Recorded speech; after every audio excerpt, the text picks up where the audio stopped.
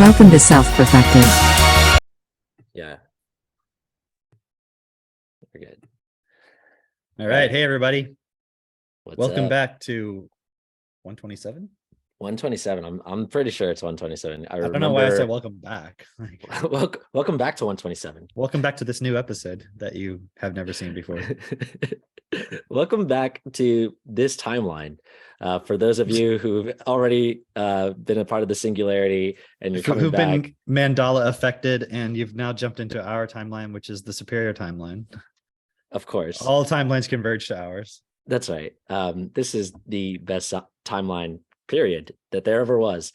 So welcome back. We're glad. We're the timeline where Kanye West wears a black mask and praises Hitler. Okay, so try to just don't even pretend like your timeline was better. Okay? Yeah.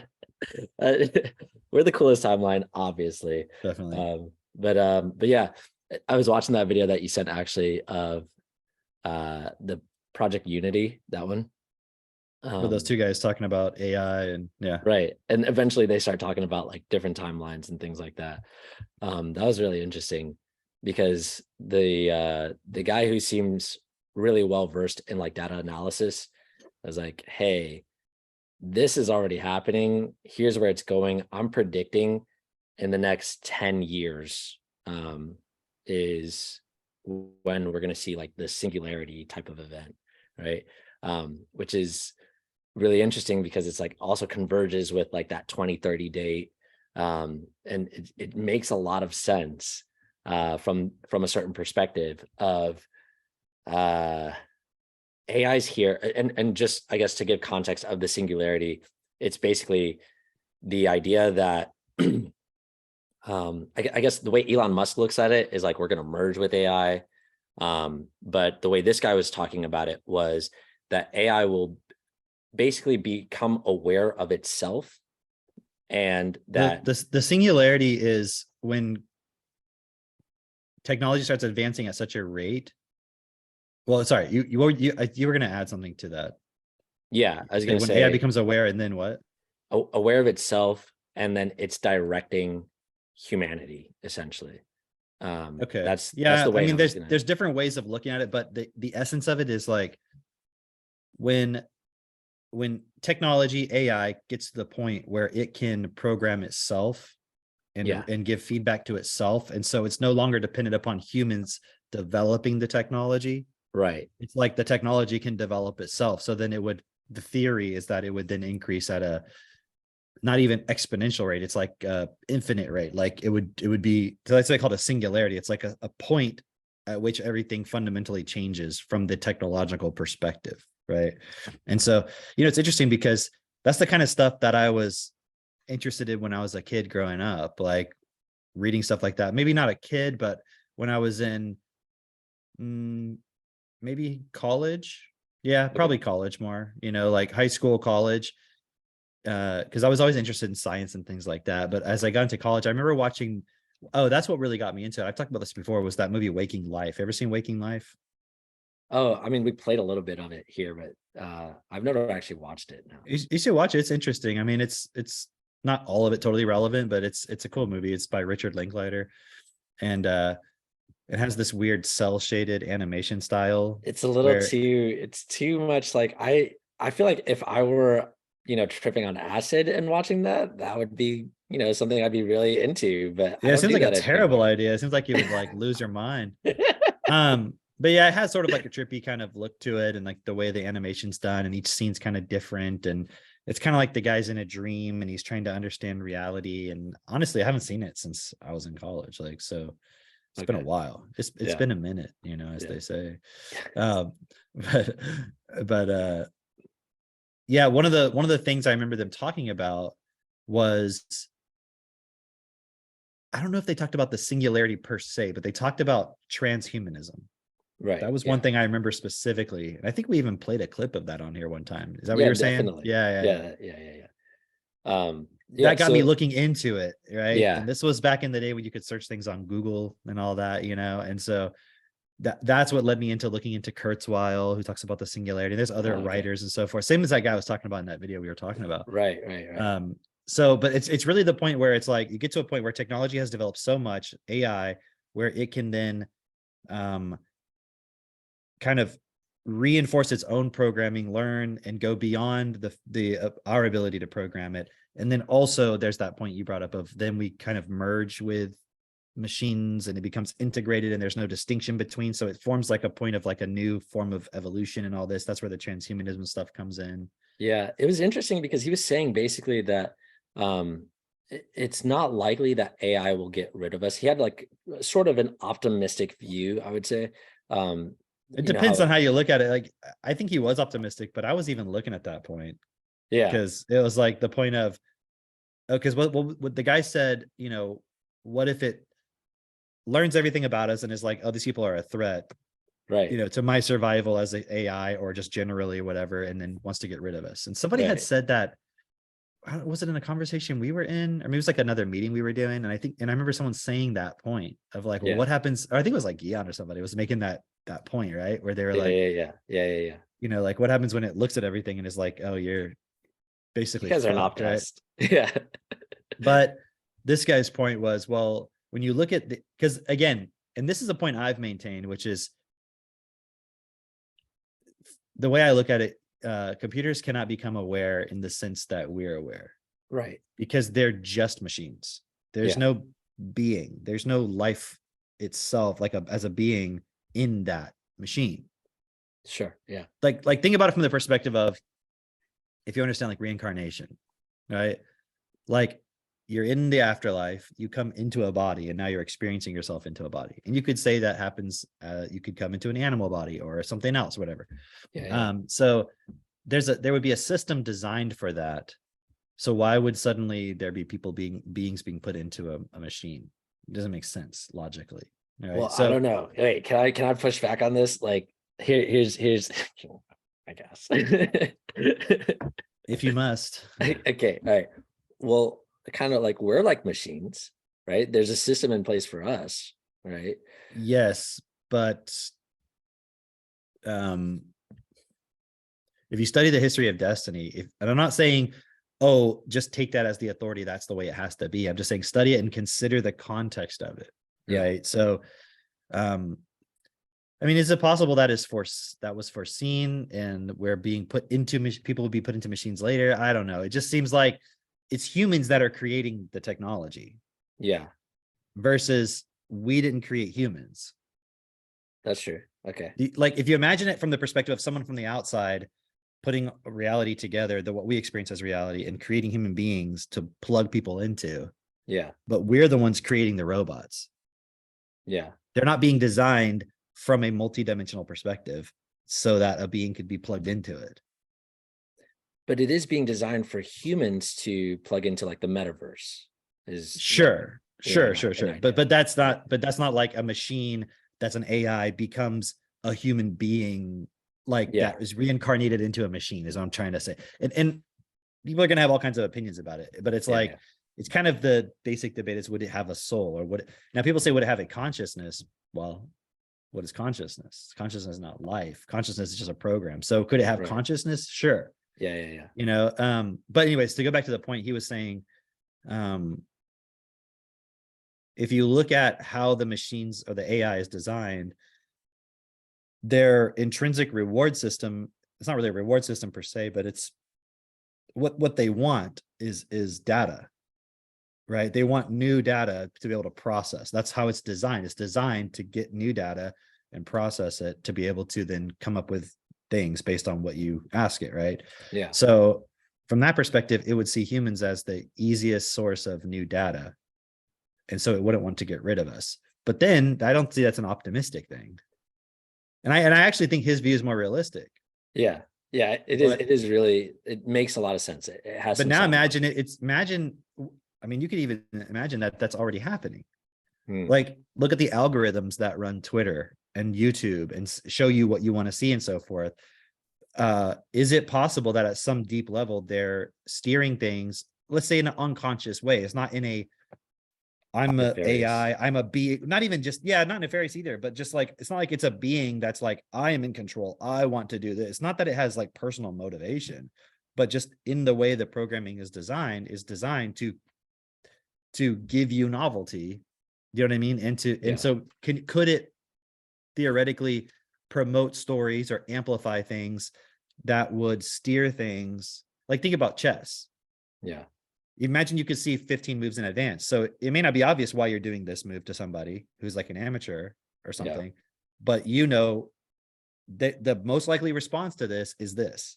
Right. And therefore the next most likely response is this, or this, and this, each of one you're okay with because you know what to do on any of those. Right. Yeah. And so imagine an AI that's like, or a network of AIs that all have sort of that same underlying intrinsic point, which is like, what is it? Think about it. What is AI or what is social media rather all being driven by?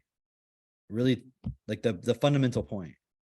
By algorithms, by basically patterns, by Sure, but I mean, like, what's the to continue you like looking at it, you okay? using it so that And that's based on what? based on uh I want to say advertisement, right? But like it's But based why on what? But why do you want to look at it? Is my point. oh because you're interested in like you're it's What are you creating getting within out of you it? like some dopamine essentially. That's it. I'm just trying to make it that simple, right? Yeah. Like it's based on giving humans dopamine hits. Yeah. Like, and we know, like, you've seen the interviews, everyone's seen these, I'm sure at this point, of like the former vice president or whatever of Facebook. I Right. don't Right. remember the exact guy's name or whatever, but it was like this talk he gave where he was saying, like, it's totally unethical what we were doing, and we were training the things to exploit this, and like studying all of that, and Right. basically designing it in a way that will get you addicted. That's the reason there's a like button. That's the reason why there's this and that, right? That's And the so, reason why it's like designed like a casino where all of a sudden you get like 100 likes. But those likes were building up. You didn't just get 100 likes just oh, it'll now. like Is hold them back. Yeah. exactly. Yeah. Yeah. There's Yeah. like ways they design it, right? So it's like, I mean, people, it's so interesting because people could get mad about that and be like, oh, how dare they? Like, that's so exploitative or something. But it's like, what do you expect? Like, we're in a what we call a capitalist system where you have to reduce costs and increase profit, and therefore you always have to be trying to outcompete, and therefore you always have to be trying to get people hooked to what you're doing. I mean, what do you expect? It's okay. So I was telling you that we were watching Zeitgeist last night, right? And you've made this point before, specifically about the capitalist system, but it's really just like in the capitalist system or free market, like they say we have here. Um, the people who are going to win are eventually going to turn it into a monopoly, right? They're eventually like the logical conclusion of capitalism in a free market is somebody becomes the victor and they turn it into a monopoly and they have control over everything. And then you're basically living in um I guess people call that what do they call that? When the corporations own everything. uh Fascism? Fascism. Yeah, there you go. I had to get you to say it. Oh, um, but it's interesting because we already live in that system. We already live in a system where the banks own everything. The banks are the ones controlling the market. The banks are the ones who are like, oh, look, we figured out a way to control not only the stock market, but also to shut down any other bank that's not connected with our bank. Because anytime you want to come up with a bank or whatever, that's fine or whatever. We're just going to make people pull their money out of the bank so that you have no funds to work with and you go out of business, and then we just absorb your bank, you know and then we're going to convince people or convince those in power to go to war so that we can make more money, because essentially the bank is just operating off of debt. Our whole system is operating off of debt. And so they don't have to worry about like creating money or printing money. They just have to get you to borrow more. Like, what you're going to use to pay for that money doesn't matter. Doesn't matter. It's just all goes back to giving them more power, essentially.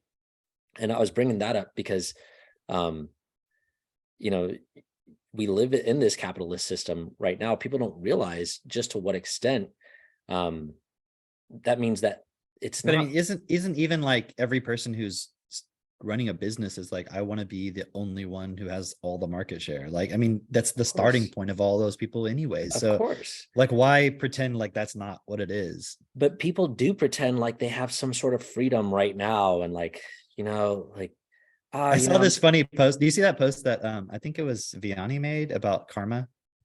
no, I missed Did it. you see that? He posted something about if karma exists, there is no free choice. Oh, Right? And I saw like Alan made a funny comment. He was like, "You've triggered so many people, man. Keep going." It was like that's pretty I cool. gotta look for it now. But it was there was I didn't see all the comments. I just saw like one of the first ones, and it was something like, um, "We do have free choice." I'll see if you can find it because like, I want to read Yeah. that comment. It was so good. Like the first If karma comment. exists, then there is no free choice. Okay, yeah. Okay, first And comment. It's first just like something comment, like there is free choice, something like that. somebody said very far going implication, but logical. Of course, there are deterministic concepts out there. No, it's not that one. Somebody said, sure, there is. My karma is of my choosing, good or bad. No, it's not that Um, one. and then It's like the that's not very true. first. Karma is merely law of cause and effect, it conditioned volition, nothing mysterious. And then karma itself is the free choice. You choose what you want, and after coming the price, karma, you pay for it. And Okay, then okay, there you go, right there. That was that the one. one. Okay. Karma itself is the free choice. You choose it and then you pay for it. Yeah. Like, well, what does free mean? Yeah, exactly. You're free to, That's so funny. That's it's actually like, well, pretty you're funny. free to choose and you're free to create the consequence that you want. Like, yeah.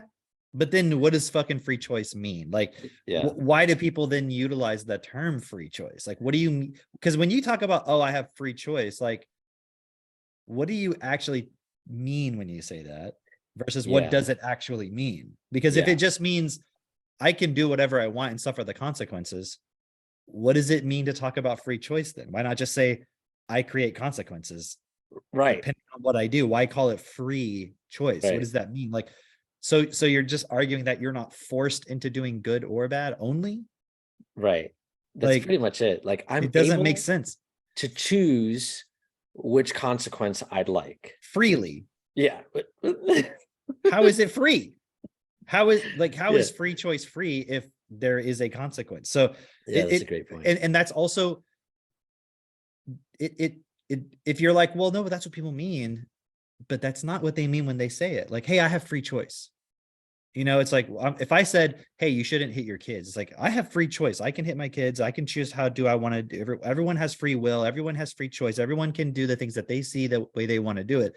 The underlying implication is that however I freely choose to do it, the outcome will be fine because I've exercised my free choice and you can exercise it a different way and that you'll be okay with that. It's not, they're not arguing about it as like, Yeah, I can do whatever I want physically, but then yes, you are right. Well, there is a best way and a not best way. And right. even though I'm freely choosing the not best way, and it's not going to work out actually effectively. That's not what Yeah, they're saying. right. It's really weird because you're exactly right. That is what they're saying. That's how they're using it, but they don't see that they're using it that way. Like they don't understand that that's what they're saying. Well, what they don't understand, they're saying what? Like they don't understand that they're saying that like that it's going to turn out fine, or that they won't have to deal with I think that is consequences. what people are saying. I I I think I that's why they say it. Like, meaning if you were like, hey, really, Cameron, like you shouldn't drink coffee. It's not good for you. Let's say you said that. And I'm like, dude, I have free choice. I can do whatever I want. yeah. Why am I saying that?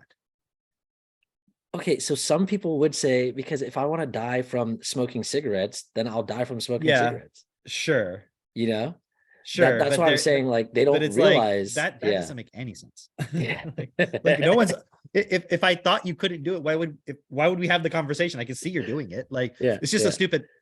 My point is, regardless of that logical aspect of it, there is an underlying point with the people where they think that they're justifying themselves somehow Yeah. by saying, I can do what I want. I have free choice. Yeah. Even though they maybe would say what you just said, where it's like, well, I can choose to die this way or whatever. There's still this point where it's like, No, I I can agree. get away with it. I I can get away agree. with it somehow There's because and I there's like chose. it's almost like a spite as well. Well, it is a spite. It is Yeah. a spite. Where it's just like you're not gonna fucking tell me, and I'll show you. I'll get away with it. I'll do it, and I'll get away with it. Like fuck you. You know, Right? this kind of goes to the core of everything that we've been talking about since forever, which is like that, you know, Cameron, you and I have been having this conversation since forever. I know. It's been years. Um, but it's like that point of, okay, but let's, if we see that that is an illusory argument, Mhm. okay, it's an illusion to say I can do whatever I want, and then within that, the implication being that you can get away with it, sort of. Yeah. The problem that's kind of the underlying thing that everybody has as to why we won't change the world, because it's kind of like, but imagine if you know it's an illusionary argument, it's not real. Yeah. So then why are you making that argument? And then can you see you're actually just a fucking robot, essentially being controlled, programmed to say that, to not actually do what's best. Like you have two choices and you're saying, I can do whatever I want. So but it's a program in you. So you'll always choose the thing that's not best. Yeah. It's not actually, you're just freely choosing stuff because Right. everybody's choosing the same thing.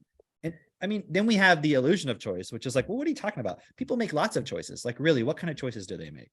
Well, Yeah. you know, I like Nike, you like Adidas. I like Gucci, you like People make choices whatever. that make them feel good. That's what they do. But the choices are choices of it, you know, he said this too. And I remember back when I was, I remember it's such a random thing how I remember like random events where I remember I was at the Air Force Academy in the gym and we were doing squats and I was having a discussion with my roommate about, we were arguing about free choice. Okay. Like, is choice free? And I was saying to him, from my perspective, there's no such thing as free choice, right? Because let's say I was like, okay, here's this option, like option A or option B. Okay, like 2 pieces of candy. Okay. And you're like, well, but look, I get to choose. And I'm like, but you only have 2 choices to choose from. So it's not a free choice. It's, I'm actually limiting what you're choosing from the very beginning by offering you 2 pieces of candy. So the idea that it's like you have total free choice. That's right. Yeah, they did say that. They did mention that. It's like, okay, he said it in that interview. Exactly. Yeah. You have free choice in the context of a controlled environment, which did you choose to enter this environment in the first place? Right. Okay. So let's bring that back. That's my whole point, is like, you're in an environment where the choices have been set up for you. And then you are programmed within that to think that these are you choosing between these is you choosing, you having free choice. But if you could be totally objective, and this is why when you look at it from the destiny perspective, okay, of you're dead, you're in the afterlife, you're outside completely of all physical space and time. You have no body, you have no ability to interact with reality. All you are is the ability to see directly what exists. Okay. So that's really the value. One of the values I see of looking at it from that perspective is like, you're not like in some other world where you're like, oh, cool, I'm flying around in outer space shooting fractal aliens. And no, it's like, you're just aware of everything. That's it. Yeah. And it's not a fun thing. It's not like, oh, I'm meditating in nirvana and I'm experiencing bliss. Like, it's not that. It's actually just being brutally aware of everything that's actually existing in all of its detail and everything. And so you're looking at that objectively and you're like, why would I choose to be born into a world where everything is so fucked? But when you're in it, you're like lost in it. And you're like, oh, but look at all the choices I have. Yeah. But it's not, you're someone, you came to it. Imagine if before you came to the earth, you could choose exactly how it would be set up.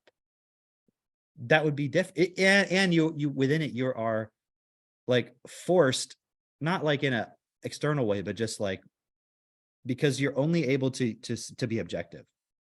Right. And why do I say that? Because the bias, if you think about it, the bias comes from being trapped in the thing itself. Yeah. Like being alive is not alive, but being in this reality, in a body, in a context, is forcing certain conclusions and biases on you. It's kind of what, if you look at the essence of like all that intersectionality and all that kind of stuff is in culture and critical theory and all that, I would say that's the essence of, if you're going to take something good from it, is what it's trying to say is like, you're in this body, in a culture, you've had certain upbringing, there's Right. certain things around you, like all of that context is really determining who you are. So Right. it's like, you can't really choose. And so if that's the case, wouldn't it be extremely unfair to be like, okay, everybody who's born into a white body is the best, and everybody Right. who's born into something Yeah. else is, you suck. And it's like, well, what the fuck? Like, I didn't Right. determine any of this. Like, this was all determined by me just fucking showing up here. Which is the mind fuck of intersectionality, because they go to that point of seeing that, and then they go, and everyone else who's not us, you're assholes for making this for us. Like, well, no, why don't we But actually then all they do didn't. that? Yeah, they didn't get the point either. They missed it Right. too. Right. And so there's no solution in it. And so even that, it's like somebody develops an awareness of a problem. Okay, Jesus is a similar point. Here, I'm aware of this problem, but then somebody in the system, it's a program that's like, and then we'll take that and we'll use it to control people more. Yeah. Instead of it getting to the next point of self-realization of like, so how do we solve this problem actually? It just Right. becomes a, how do we now use this to keep everybody a consumer slave? And so, okay, here's Because who the, are the biggest fucking consumer slaves? Is like the fucking woke people. yeah. Like, Oh, think about it. dude. Okay, so even Come on. even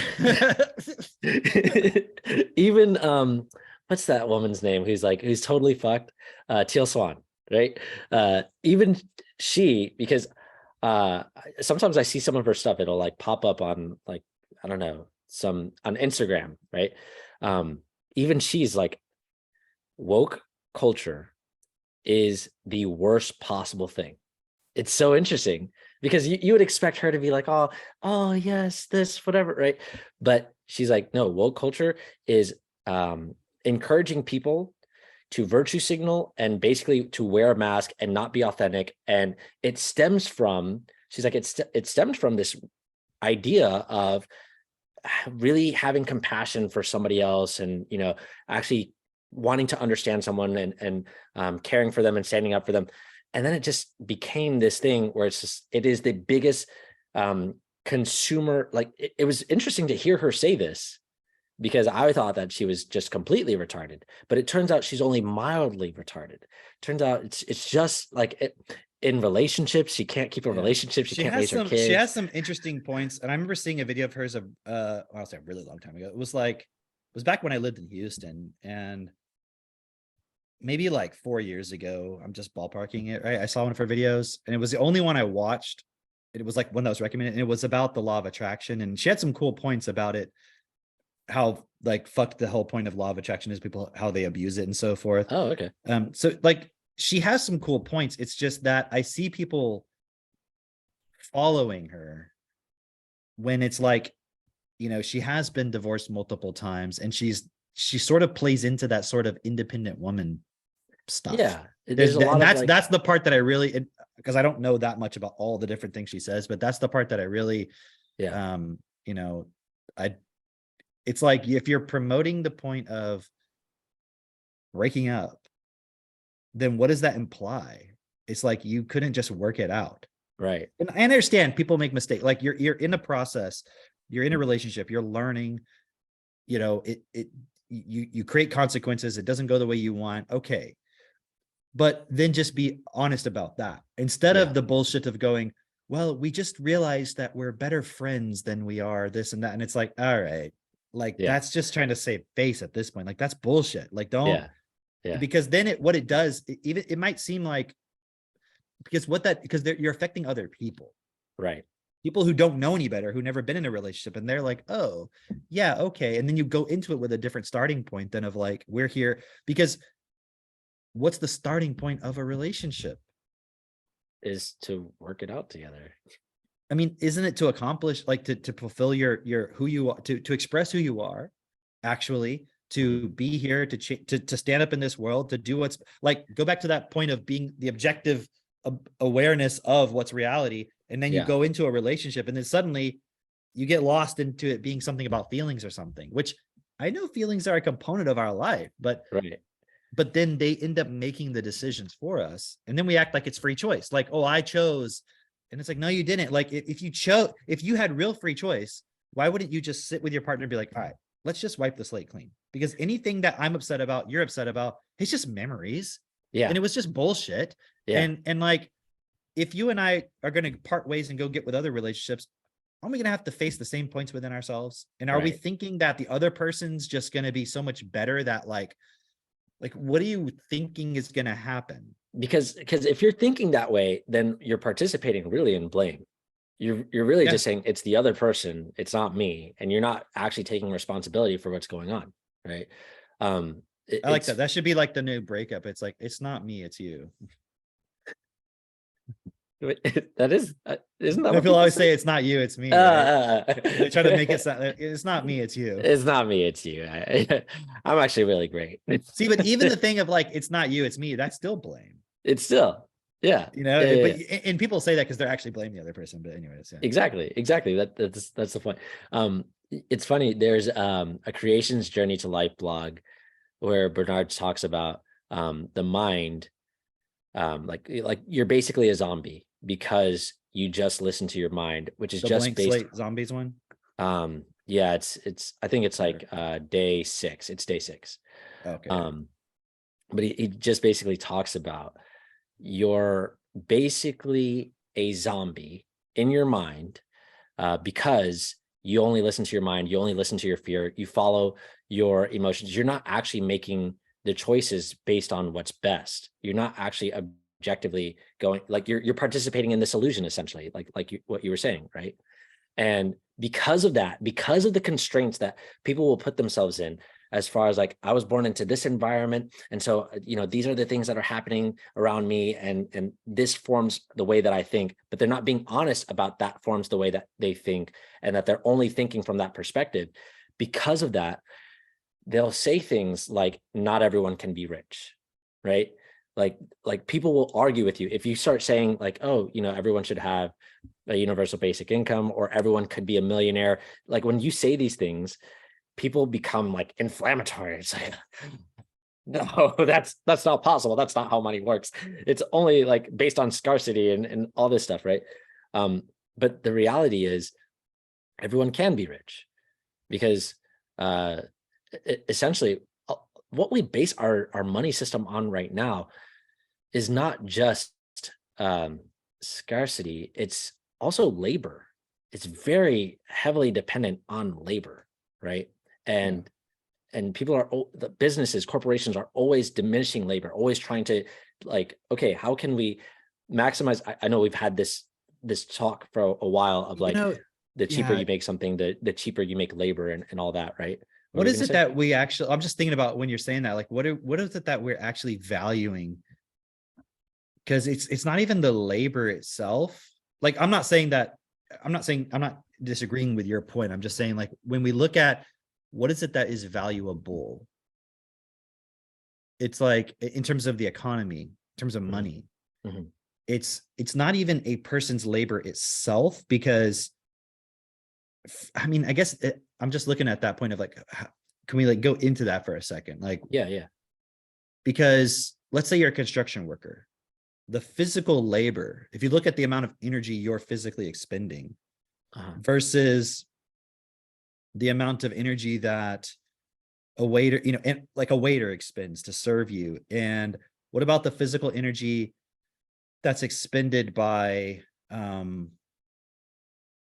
just thinking like someone who works at a bank, like runs a bank or something like that, or like Yeah, or yeah. somebody who runs a hedge fund or something. Like, look at the amounts of physical labor involved. Yeah, those are different and I'm, types of and I'm not labor. saying they're Yeah. not all laboring, they're all physically doing things, so I'm not diminishing anybody, but it's clearly not the amount of physical effort that's valued. It's the necessity for um someone to do some sort of work that can't be necessarily like, okay, what's valued is the result, the work that's done that gets the result. That's what's But that valued. was interesting, that it seemed like you were just going to say it's that it can't be like automated or something. Well, That it that's can't be what's valued replaced. right now, except for the point that I want to make is that those things can be automated. They will be automated, and it'll still be valuable to us even when it's automated. Just the fact that it can't be automated right now, that's not inherently what makes it valuable, because it will be automated. It will still be valuable because it will still get the result, right? And Yeah. and that's the point that I'm making, is that we could all be millionaires if we automated all those things that nobody wants to do. And then basically, like, you wouldn't have to, what would you be paying for essentially? Like, you wouldn't need to pay to pay a machine to do, the machine doesn't care about money. If you can create the machine, if you could build the machine, if you can fix the machine, right? And whenever there's a problem, then there's no need for an outsider to come to you and like, hey, I can do this for you and pay you or whatever, or you could pay me or whatever. It doesn't matter, because look, okay, it's the same thing as when we were reading that Philip K. Dick book about all these people having these dominions, whatever the word they use, right? Where it's a bunch of robots doing all the work for them, right?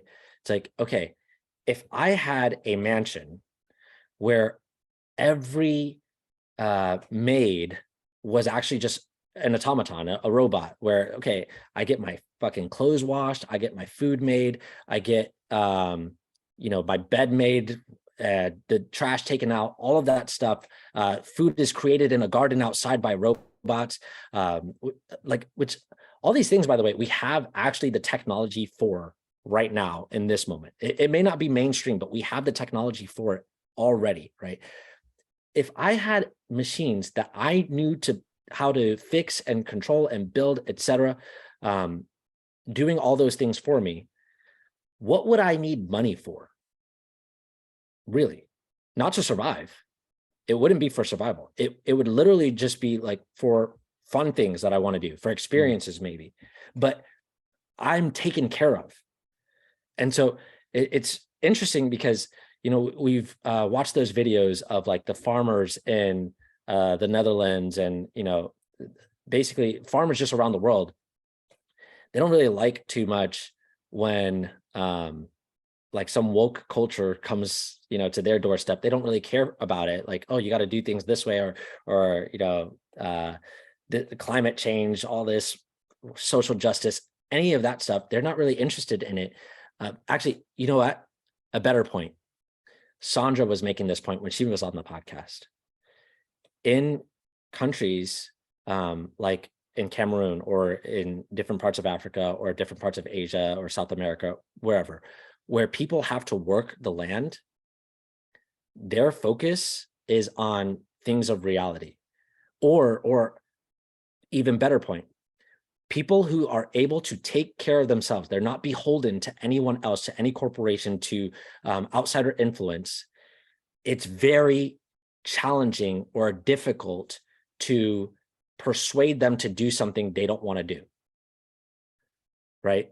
Because for them, the way they look at it is like, I don't have to do what you say. Like, I'm taken care of. Like, if I'm making a stand right now, I'm making that stand based on, like, what are you going to take from me? Who gives a shit? Mhm. Whereas people who are like high up in the corporate ladders, people who are in tech companies or who are high politicians, all these sorts of things, when they go to make a stand, it's very difficult and challenging for them if one of their backers is like, no, no, no, no, no. Did you see that stuff going on with like the Congress getting the new Like Speaker with of the Matt House, or Gates? all Yeah. that stuff? I don't. Did you watch that thing when he was on Tim Pool? Yeah. I saw that little clip that you sent actually. That was really. What was your take from that? That was really interesting. I thought it was interesting. I still like, I think, okay, let me preface this by saying I love the state that I live in, right? I love Florida. I really enjoy my governor, and I really enjoy some of the congressmen that we have, because it provides us a lot more freedom than other states. That said, I also think that they are obviously part of the system still, right? And there's still things that they're not, I'm not worshiping them. They're not the best people on the planet. Sure.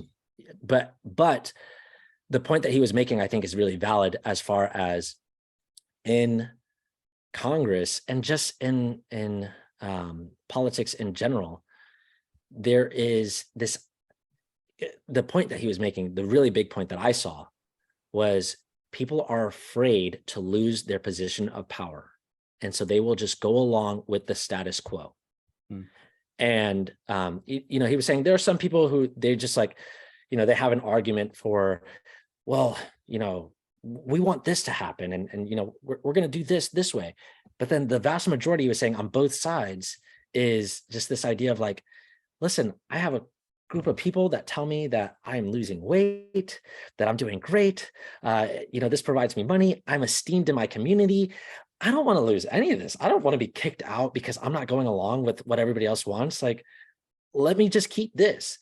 And that's how most people operate. That's how a lot of Like teachers, they're not doing it. They're not there in that position of like, okay, I'm here to fucking make the system work in a best way for everybody. right? They're more like, oh, cool, I'm a fucking congressman now. Like, oh yeah, this is nice. Like, and you get benefits from that. And yeah.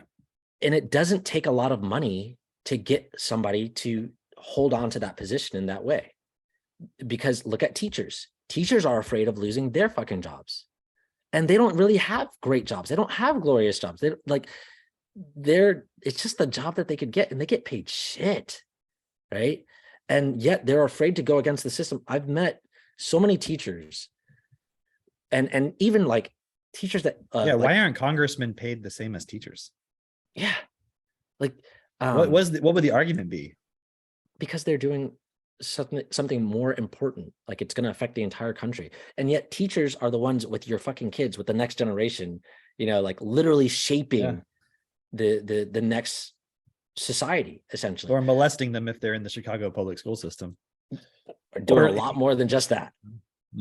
Yeah. Or any public school. Shaping them. Yeah. Like literally brainwashing. Yeah. It's really, I guess the point that I'm making with that is just that because we have a society that's based on survival, which really comes down to because we have a society where people do not have equal education to create, because imagine if everyone were at least capable of writing a program, of like actually creating a program and making it do what they want to do. Like people were at least that level. Don't you think the technological advancements would be way ahead of where we're at today? Like, well, isn't that the idea is like, if the programs can write programs, it'll create a singularity. It's like, what if people can write programs? Like, wouldn't it be better if people could do that? Because then we wouldn't be, again, we would still be in survival mode if it's the program doing it. Because it's not going to change anything. Exactly. And that's really the point, is like, if people had equal education equals they're not constantly in fear of their survival. In other words, they know at the end of the day, they can take risks. They can try to be creative, do new things, whatever, like try to create something, enjoy themselves, and they don't have to have a constant anxiety. Oh, remember I was going to bring up this point about Tesla. Yes. Yeah. The Tesla social credit, right? So I was talking with someone who has a Tesla, and they were saying like they didn't want to go somewhere at a certain time because it'll dock their rating because they have Tesla insurance. Okay. So they have Tesla insurance. They got their insurance through Tesla. And I guess that's like a popular thing. Yeah. Which it's like less. But then what happens is we'd heard about this before. Like if you turn too sharply or whatever, you accelerate too fast, it's like tracking every little minute detail. Because I was using one of those things. You were talking about it. Yeah. That wasn't Tesla. That was a separate point. Yes. That was a separate thing. Talk about that first, and then I'll talk about the Tesla thing. So basically through my insurance, I had it where it's Geico. Like I don't know why I'm trying to protect Geico. Geico should be protecting me, those fuckers.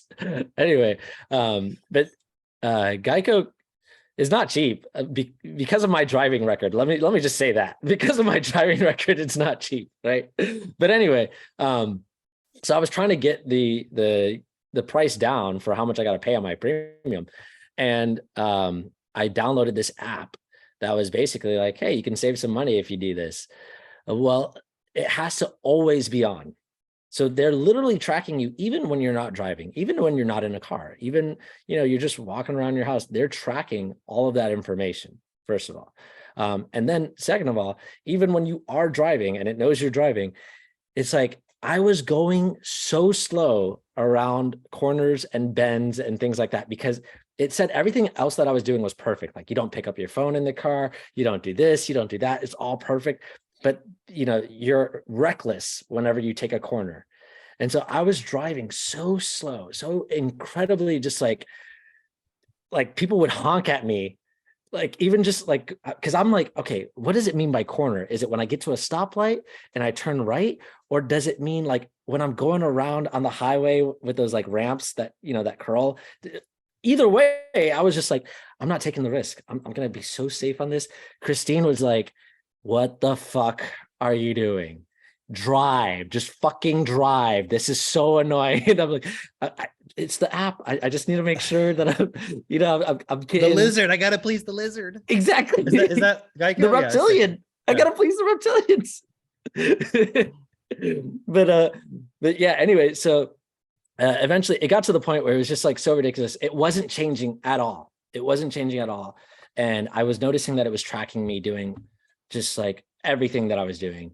And it was to the point, and I started doing some research on it, and people were just like, dude, this is literally just data collection.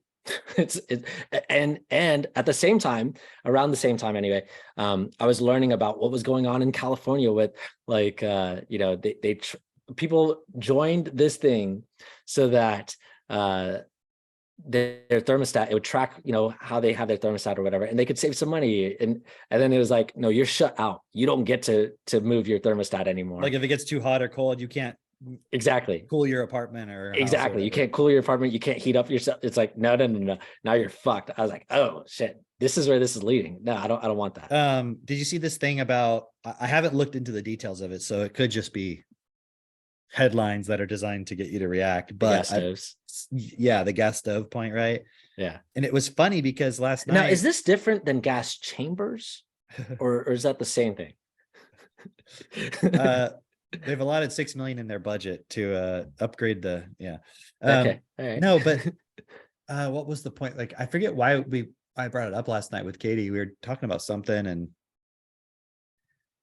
and maybe I was looking at the stove or something, and I was like, that whole gas stove thing that they want to ban gas stoves or whatever. Yeah. I was like, they mean like gas stoves. Because in my mind, for some reason, I was thinking like wood burning stoves, because there was this whole thing with the homesteading communities on YouTube where the government was trying to get them to ban wood burning stoves. Okay. So in my mind, I was just making that connection. Yeah. Of like, oh, it's the wood burning stoves, like, and they're trying to argue about carbon and all this bullshit, right?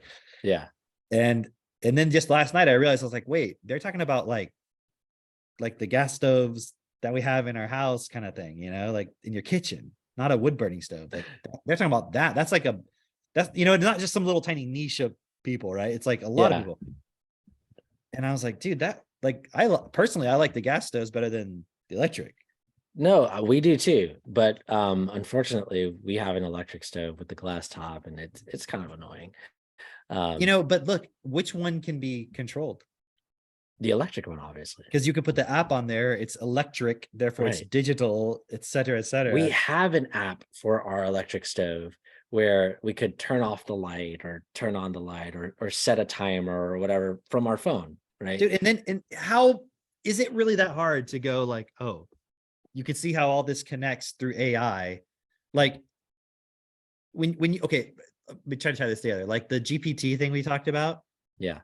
It doesn't just do one thing. It can do lots. Like you can ask it to write a song. You can ask it to write a computer program. You can ask it to give you a blah, blah, blah. Like it can do lots of different things. So can you imagine like there's an AI that can like manage lots of different points? And so that would be like the social credit, even though it's not that there's a system in place, like where they're like, okay, now here's your social credit. It's like, it's in the form of all these technologies of all these companies that all are having to follow some kind of guidelines. Like for example, the ESG, where it's like, as a company, they provide the electricity to you, Yeah. So they have to show that they don't use too much carbon, blah, blah, blah, blah, blah. So they have to limit the customers. Yeah. You see what I mean? And then maybe they're selling their carbon credits to some other company. So then they have to reduce the shit on the customers.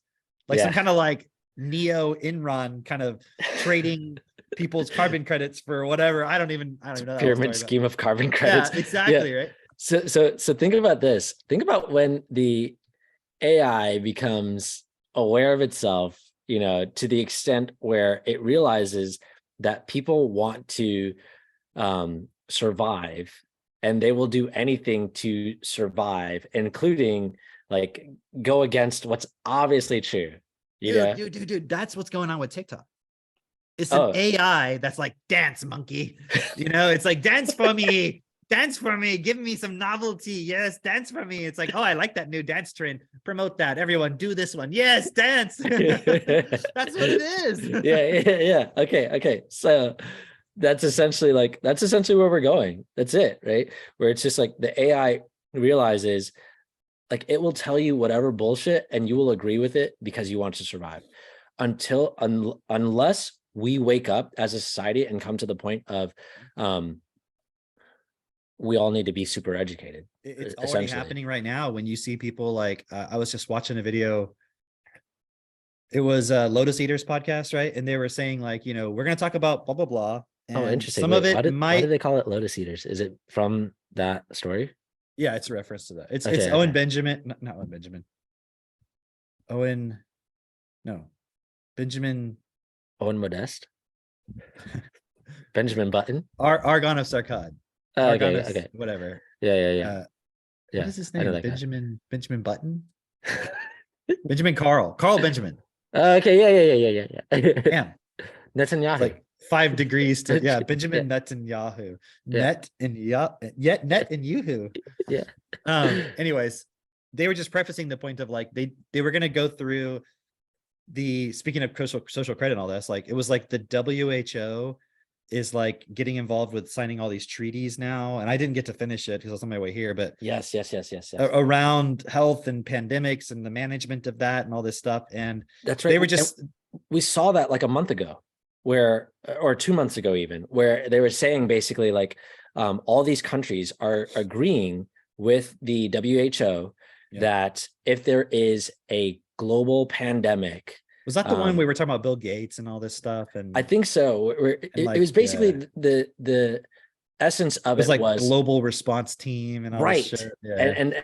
And then who gets to determine what's the global response and what's a global pandemic? And it was really and then just basically like you have no rights as an individual citizen of your country. Right. This global sort of thing overrides. So that's what they're doing right now is getting all these treaties. Isn't it interesting? It's like you would have thought that all this would happen just through the corporations per se wanting to control everybody, but it's actually happening through health. Yeah. Which is I wouldn't have thought that. But it makes sense because which one has a stronger fear component within people? Like not being able to buy Nikes or not being able to survive. And like getting sick. You're gonna get sick and die or whatever. I'll be honest, straight up. Like I was watching the new pandemic that they're setting up for watching what? The Golden Globes. You're like, I'll be honest, I was watching the Golden Globes. Oh, is that now? Is that I don't know. It was recently, I think. So, just reaching. I was watching some weeks back. I forget the guy and the girl. The guy's like he's kind of got a tan, he's got a blocky face, and the girl. When you say a tan, not like mine. Oh yeah. You know what I'm talking about. Redacted? Yeah, redacted. That's it. See, you knew. Does he have a tan, or is he just like? Or maybe it's the lighting. I don't know. Maybe he's just like ethnic, whatever that means. So anyway, I was watching when they were talking about the new like event 201 that they're running, and this time it's geared towards children. And my thought was like, my initial response was like, fuck. Like, is it actually going to be geared towards children? Are they just going to say it's geared towards children? Like, is this actually going to harm children? Am I actually going to have to be like concerned with I think it's more it's going to be marketed that way. okay. I mean, that's my perspective. I mean, I don't know, right? Do you know? Is there something you're not telling me? Well, let me tell you about event 401. Ah, yes, go ahead. But yeah, so the initial response was this like concern of, whoa, what the fuck? That's fucked up, you know? So I can see why health is being used. If they told me I couldn't buy some shit, I'd be like, whatever, who gives So a that's shit? what I mean by marketed. It's like the fear of, because before it was like, well, it doesn't really affect kids. Right. That's what everyone was saying. And it's like, It's just old people. It doesn't really affect anybody. I mean, what the fuck? Yeah, right. There was something else. Oh, okay. The other video that you'd sent, where it was the two comedians talking about Neil deGrasse Tyson on Patrick Bet David, right? It was funny because Christine had found that Neil deGrasse Tyson clip and she was watching it and she was like, this is ridiculous. Like, this guy is retarded. And he's purported as like the most well-known scientist in the world, right? But he's I'm not like, that smart. I'm oh my it god, actually exposes what the fuck scientists are. I mean, I'm not saying every scientist. There are people who are very scientific and they're very brilliant, genius level. This guy is just an actual average scientist who's not a real scientist. Oh, and Benjamin was talking about like in the past, like if you would have said in the 1920s you were a scientist, that would be like, whoa, okay. Yeah. And then like, or in the 1950s, like, you're a scientist. And then in the 1960s, like, okay, you guys are getting a little bit too involved with the LSD, but still, okay, cool. And he's like, now it's just like saying you're a scientist is like fucking gross. Like, oh my God, like you're the fucking problem, man. But Christine was saying like, she was looking at Neil deGrasse Tyson. Scientist is just a job now. Yeah.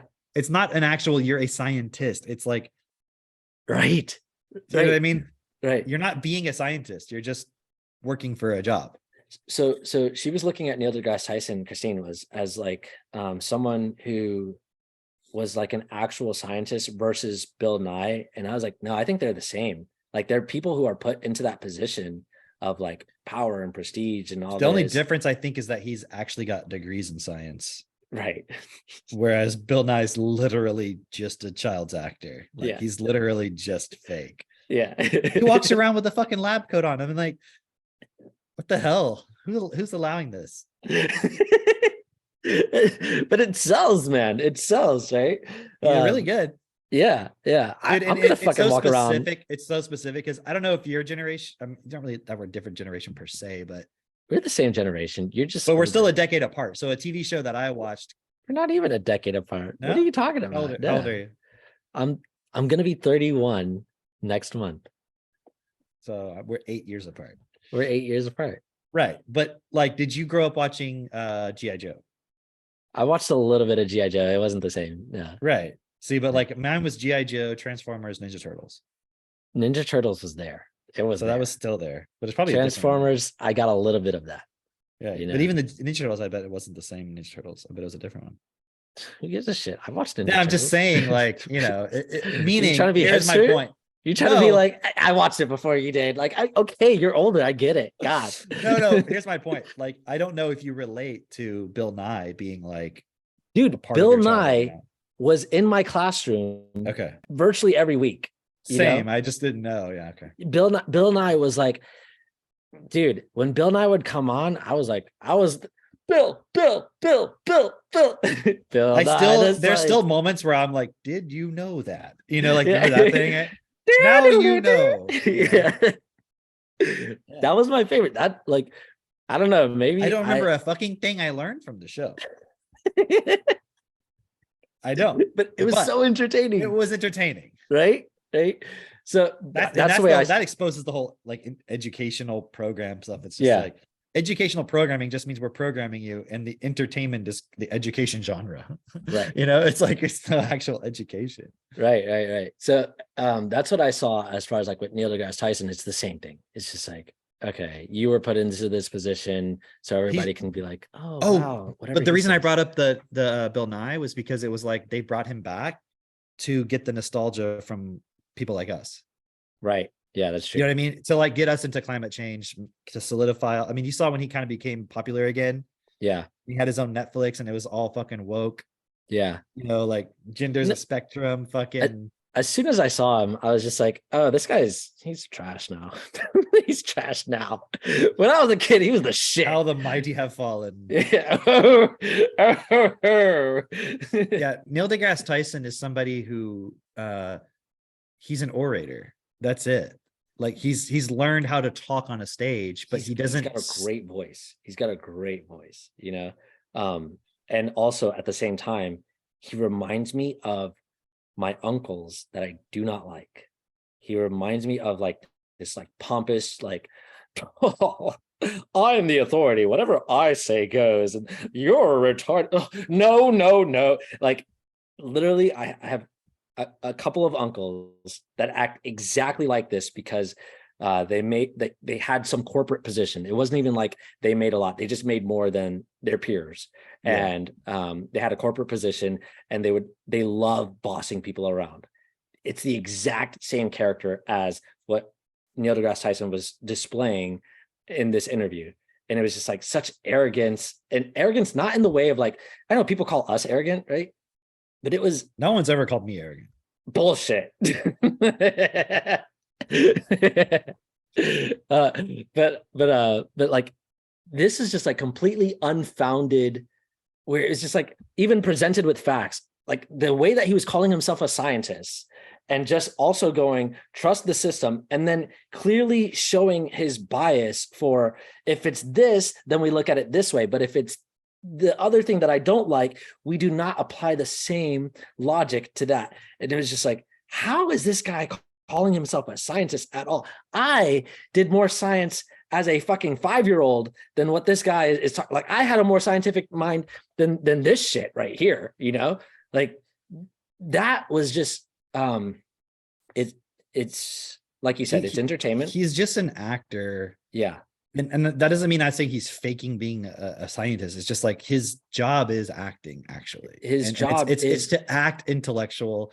It's to act, and it's to be an authoritative voice, so that it will be right. like a soothing, just believe what everyone else, like, because I'm a scientist and I'm saying things in a nice way, then trust all the other science that's being Yeah. promoted by fucking Pfizer, like, which Yeah. is a company, you know, Right.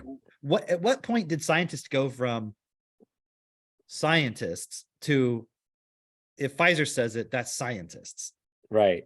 You know, it's like there's this it's like we've come a long way from the hippies. Do you know what I mean? Who were like anti Yeah. all of that, and all those people suddenly, it's like the total. Those are the people that are the biggest champions of Pfizer, right? Like it's insane. I don't remember for myself ever there being a time where I was like into whatever the mainstream was doing. You know, like oh wait, let me correct that, because I Ninja was really Turtles. into the law of attraction. I was really into that. What did you say? I said Ninja Turtles. Ninja Turtle. Yeah, okay. I was into Bill Nye. I want you to get, you know what, I know what, I'm gonna find it and get it for you. I want to get you like a sweatshirt, Okay. old school sweatshirt with like the classic Ninja Turtles, like it says Teenage Mutant Ninja Turtles, you know, with Yeah. like them all hanging out as a group on the front. Yeah. I could see you wearing that. I could wear that. Yeah. No, that'd be cool. Joel says his Ninja Turtles were definitely different. I Yeah, think like Joel, look up the classic ones. Do you know do you know the original Ninja Turtles was created in Ireland? I did not know that actually. Yeah, that's weird, huh? Yeah. Why are they so into pizza though? What's that about? Irish are into pizza? I don't think that's a thing. Or was Well, that it's an like adaptation they when they live came in to a America? sewer. They live in this. No, it's not an Irish cartoon. It was just created in Ireland.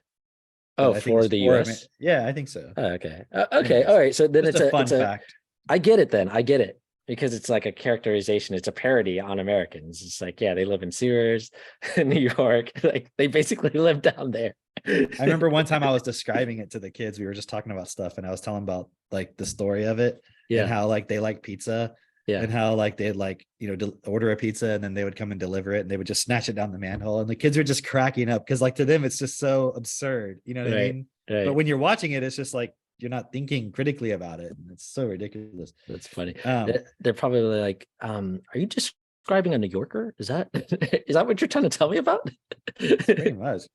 The thing I forgot to talk about with the AI social credit stuff was, okay, so this Tesla point, right? Right. It's very similar to what you were describing, but they were saying that if they drive between like 10 p.m. and 4 a.m., it like decreases their rating, which raises their insurance. Oh, And they had never gone below 90. And like and he was telling me he was sitting in a car, he was sitting parked, and it was like 10 o'clock, it was like 10:20. And he was sitting parked in his car in the parking garage, but just like talking on the phone with the air conditioner running. Right. Because it's not, think about it, there's no, yeah. It's not not driving. running fumes or an engine or something. Right. So, anyways, talking to people on the phone, whatever, I don't know for how long. And then afterwards, when he was checking his thing, it was like he went down to like 81 just from sitting with it on, because it doesn't distinguish whether you're driving, I guess. Oh shit. So they were saying like they didn't want to go somewhere at a certain time. They wanted to leave at a certain time, so they would make it before 10 o'clock or whatever. Right. Jeez. Just because yeah. So I'm like, dude. And I was just commenting on like, think of the subconscious, unconscious anxiety and just mental points that it's creating within you all the time, constantly, because of this one little point. Yeah. And that's just your car insurance. That's just your car. That's just now imagine car. And see, and this is part of what the system's doing. It's creating all this anxiety. It's so we're going, and here's the point. So anybody could say like, oh no, it's great what they're doing. It's going to save the planet. Blah, blah, blah, blah. It's going to kill more people just from the stress of constantly feeling like I got to like watch my back and check and make sure I don't, I don't take too many sips or this or that, or like I don't turn the stove on for too long, and think about how much how much anxiety you'll create in children of like, no, turn the stove. We can't have ramen tonight because we can't use up any more stove. So we're just going to have something cold. And you got to remember never to use too much electricity, and like how much anxiety it's going to create in children. And so the whole point we're talking about is to solve the survival mentality. Yeah. And this, which is apparently to solve these external problems, is going to create more survival fear. Okay. What did you gonna say? So remind me to talk about the point of consumers, high quality and low quality consumers. Okay. Because high quality, low quality consumers. I'll remember that. Okay. So a couple things here. One, when I was a kid, I was told not to leave the fucking front door open because we don't live in a barn. Right. By the way, I always close the barn door. Like if you don't, rats will get in there. They'll fucking eat stuff. I don't know what. Where's that saying even come from? I don't know. It's like certainly not somebody who was born in a barn. Yeah. Two, I was always also told to close the refrigerator door because you're letting all the cold out. And that was a big deal too. The other thing that I was going to say is, have you seen that these cobalt mines, somebody was talking about this recently, about these cobalt mines, all these companies use cobalt mines, like your phone, iPhone, Android, or Samsung, like literally virtually every company that makes anything electronic uses cobalt, right? Mm-hmm. Well, have you seen that these cobalt mines, they're supposed to have one piece of machinery that does all the mining, right? Okay, no, I didn't know that, but okay. And they're not supposed to have like any real people there, like maybe like one or two people in the entire mine, but it's supposed to be the machinery is doing all the work. Well, somebody recently went undercover to one of these cobalt mines, and they found that there's 15,000 people mining by hand. Oh, that's what it was. The restriction is there's supposed to be only one because of the restriction on the number of machines they can have. No, the restriction is supposed to be one artisanal miner, like one person who's mining by hand. That's it. And the rest should be all machinery does all the work. Oh, okay. Right? That's what it's supposed to be, actually. I misspoke earlier. Artisanal miner? Why do they call it artisanal? Because it sounds fancy. It sounds nice. Doesn't it? Oh, Wow, an Artisan. artisan. An artisan mined my cobalt. Yes. I see you are an artist in your craft. Anyway, so uh there's only supposed to be one of these kind of people. There's 15,000 of them working by hand.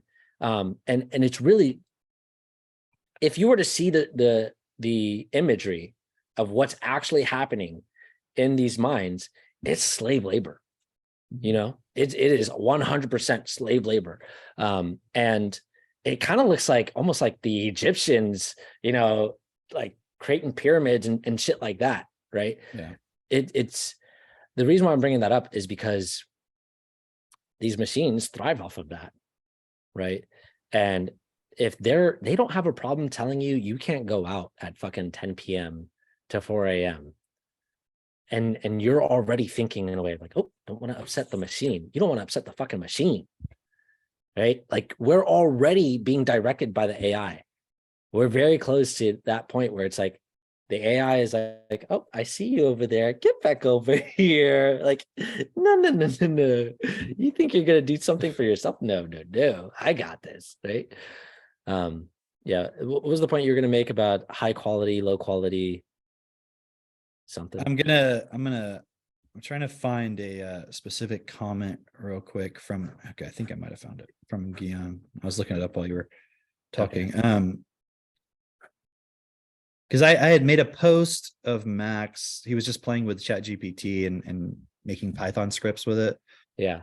And I just posted a little thing on Facebook about it. And Guillaume had made a really cool comment. He said, yes, Bernard talked to me about this back in 2009. He said, in time to come, most physical labor would be useless as machines and technology can do everything and better, except for plumbers and electricians and maybe truck drivers a little longer. And that most people will simply fall into poverty. That is why they want by then to reduce the usage of resources from Earth, less high quality consumers, less resources used.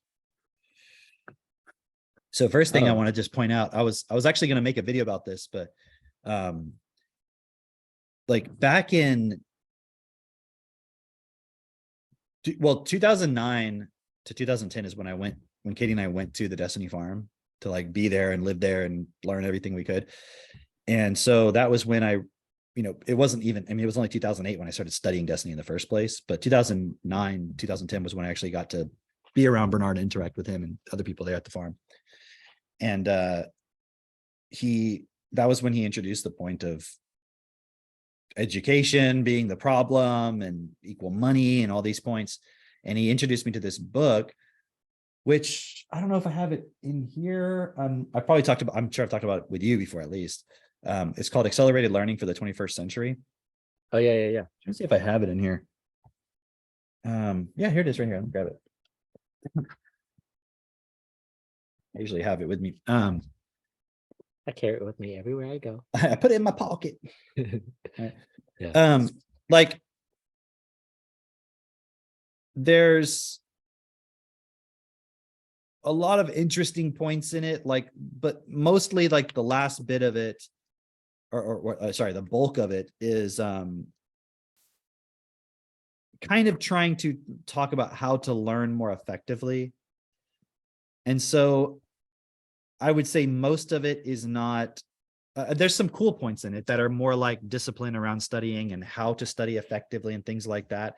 Mm-hmm. I think the mistake would be if somebody got it, let's say they didn't have technotutors, just thinking they could study this and it's going to help them learn better. It's not in itself a solution, but it was very clearly an influence for Bernard in terms of, whether it was got him thinking about stuff or it was just one of the books that he researched, but he told me to read it.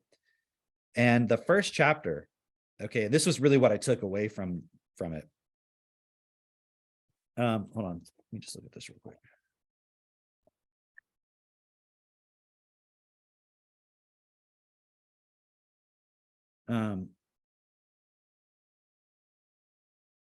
This moment of silence brought to you by. Let's check this out, right? Because this says there's actually a lot of really good stuff in this book. All I'm suggesting is if somebody were to read it, don't get lost in all of the accelerated learning techniques. It's because it's just stuff that if you use your technotutor and you study things, you're going to do a lot of it automatically. I'm not saying you can't get some value out of it, right? But just don't make it a replacement. Okay. I'm very specific about that. But I was just, something caught my eye, and I haven't read it in a while, but um it says never too early, right? And listen to this. It's tempting how it says children are born to be smart. In their earliest years, they are like sponges, easily absorbing immense volumes of information about the world around them. It's tempting, however, for parents to adopt the view that schooling begins at school, and that the first few formative years of life are nothing more than play years. They couldn't be more wrong. Mm, Like, doesn't that just go in the face of all the unschooling stuff? yeah.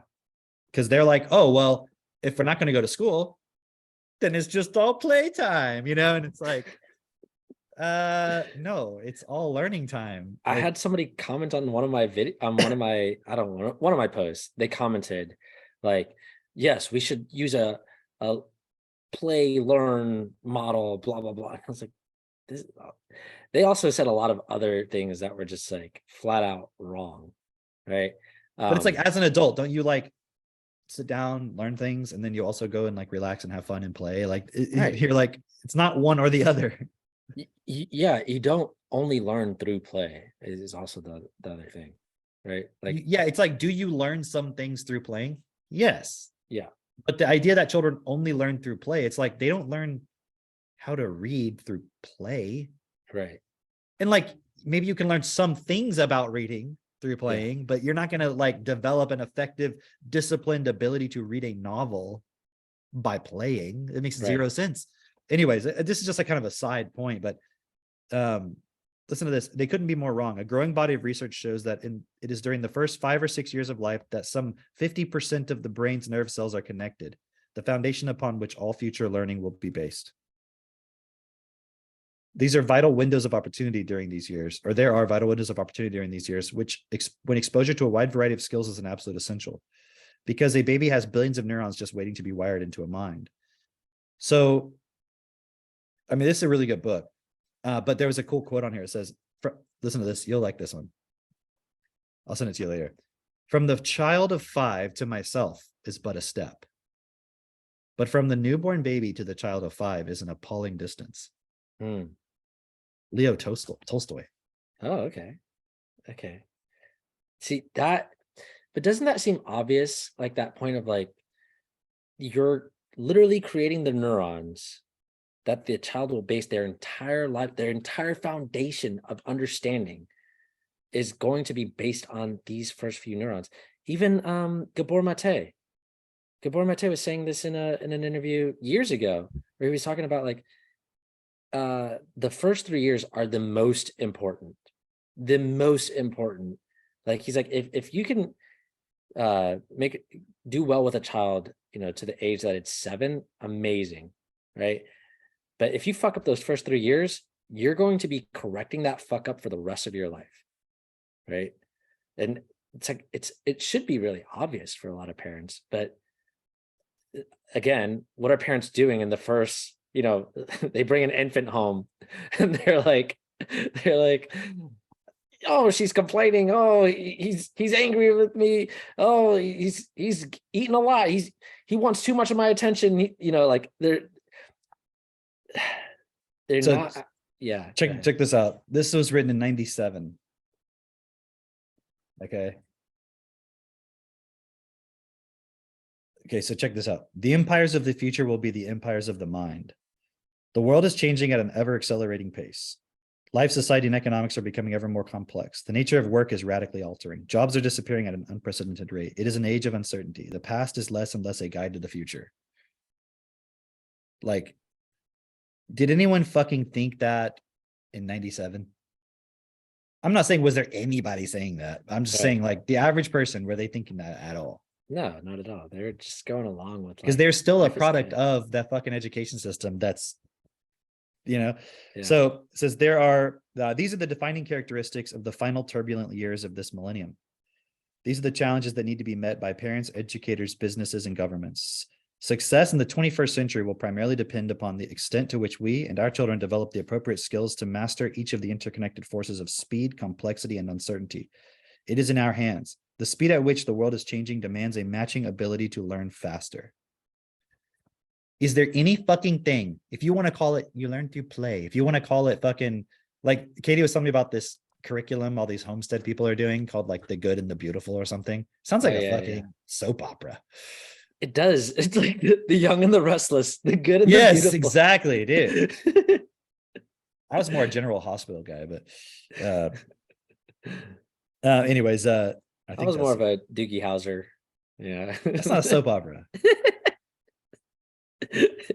No, wasn't the other one called, oh, I think I was like The Bold and the Beautiful, or is that just my mind changing The Young and the Restless? I don't know. I don't know that one. Those soap operas are so fucking weird, man. Remember Avery was talking about the other day, like about how it's always the same thing for years and years and years, and it's like the same character, but It a new is. actor plays it. And like my great grandmother would just lay in bed all day when I was a kid, like literally just laying in the bed watching soap operas. You know, I mean, of So, course, at a certain time of the day, they're only playing those, but right, right. I remember as a kid, so I grew up with like a lot of women. And so growing up as a kid, we watched a lot of soap operas in Spanish. And then are there black as soap I got operas? um Oh, but you grew up in a Spanish household. I Like, grew up in a Hispanic household. So they have I always black. think you're black. I don't know why. I don't know why either. I keep telling you, I always think I'm that. not black. Stop. You know what? Is Frank Zappa in his lyrics, they call it a severely tanned individual. Yeah, yeah. It's funny. Yeah, no, I'm only black when it's convenient. But anyway, When is it ever convenient? bro, you'd be surprised actually. Every once in a while, whip out that card. Just whip it out like, hey. I'm only black when it's convenient. That's a good quote. That's going to be like a quote on your book. On my tombstone. I was going to say that, but I was like, it's kind of morbid. I know what you're thinking. But okay, check this out. Hold on. What was I going to show you? Check this out. As a society, we urgently need it. Oh, you know this. You've heard this quote before. Wait. See if you can say it. As a society, we urgently need to educate the. Well, now you're trying to think about it. Okay. A huge increase in the numbers of people who can be described as highly educated. We're doing a pretty good job of educating a minority. We must extend that trait to the majority. Yes. Repetitive mechanical jobs are either being taken over by computer-controlled machines or exported to overpopulated countries where people are prepared to work for lower wages and where their governments offer incentives to business. There simply won't be any work for inadequately educated people. Unless the whole educational standard of our nation. Okay, check this out. Even if you do have a quote mind job, it is still your concern. Now that should be fucking obvious now. It should be, because unless the whole educational standard of our nation is vastly raised, you will suffer higher taxes, lower national economic output, and the cost of social disruption. Okay. Why? Because the average person, from one perspective, the average person's voting for stupid shit. Hold on, let me just read these highlighted ones. Studies show that people with a higher education are generally healthier and live longer. Okay, we already. It's like I'm like hesitant to read it because I know you know this, but not everyone has heard this. No, in other words, fine. Our best asset, it says, looked at positively, the wealth of our nation is the sum of the brains of its people, their creativity and skills. That's a really good quote. In other words, our best asset is our collective ability to learn fast and adapt thoughtfully to situations we can't predict. At the moment, though, the focus of schools is on deciding what children should learn and what they should think. We will argue that in the time of such rapid change, the first priority is to teach children how to learn and how to think. Only with these two super skills can you cope with change and complexity and become economically independent and employable in the 21st century. Only then will you have this core skills for personal happiness, stable relationships, and growth. Your ability to earn is directly proportional to your ability to learn. Right? It's let me just look forward a little bit. So that's just the introduction. The changing world. Damn, that's just the first chapter. Wow. I'm just looking at like different parts of chapter 1 is like disappearing jobs. We are all aware that automation is replacing low-skilled repetitive jobs, but the scale and social consequences of that shift are not quite so obvious. Now they are. Right? The analysis should serve both as sober warning and proof positive that the only solution to the coming social upheavals is a massive advance in educational standards. He goes through the jobs that are at risk. It goes through service economy. But when I read this, it's like all about automation. We have to change the education system. It has to become more effective. And obviously in this book, all that they knew was like, okay, I'm going to teach you how to learn in an accelerated way. Like, here's how you study. Here's how you think about what you read. Here's how you learn more information and so forth. But it's not just how do you, right? You're not able to process more information or new information unless you already have that skill. Right. Not, and see, yeah. So they have their own, the learning map, and like how to identify your how you learn and all these like ways of studying. And, but again, it's not how you learn, because how you learn, think of it more like how you learned to process information. And if you learned that effect, and so people think, okay, what am I trying to say? They think that how you learn means a learning process that apply. They think that in a moment. Yes, exactly. They think that how you learn is like now how you learn. Like you should learn in different ways now, but that's not how you learn. Like that's already based on basically your vocabulary, but that's already based on what your foundation. That's how you learn. See, and this is what Bernard realized, because obviously this is a book, I know for a fact that he had read and looked at and everything. And it's cool because he saw through the point of like, okay, it can't just be because, okay, this is the basic point. Any of the techniques that are in this book is all in the mind. And what Bernard go ahead. And also, if you're looking at this book, it sounds like it's speaking from the context of someone in the first world. They probably didn't have the experience that Bernard had of, seeing firsthand, like poverty, actual poverty. Yeah, actual poverty. These people cannot learn in that. Like they're not going to take this book and learn advanced learning. It's not going to happen. If you have to read this book, if you have to read this book in order to become literate, ain't going to happen. Right. It's like, remember the book Beginning to Read? Yeah. You're like, ain't nobody beginning to read that book. It's so funny because I love this book, right? I love this book. I have it right here. You got it in your pocket. See, we got all our pocket books. Yeah, my pocket book. But okay, I love this book. It's so funny. I will present this book to somebody and I'll be like, see? And they'll be like, I don't get it. And I'm like, what the fuck? I know when you read us, just read us a chapter, read us a paragraph. Dude, okay. Give us the best. Give us like I'll give you, so some of my favorite parts are literally just the first chapter of this book, right? Like it's so good. You should fully understand that the ability to read words quickly, accurately, and effortlessly is critical to skillful reading comprehension. Unless the processes involved in individual word recognition operate properly, nothing else in the system can either. Here's one of my favorites, right? If the reader's word recognition skills are not properly operative, they very likely will choose not to read at all.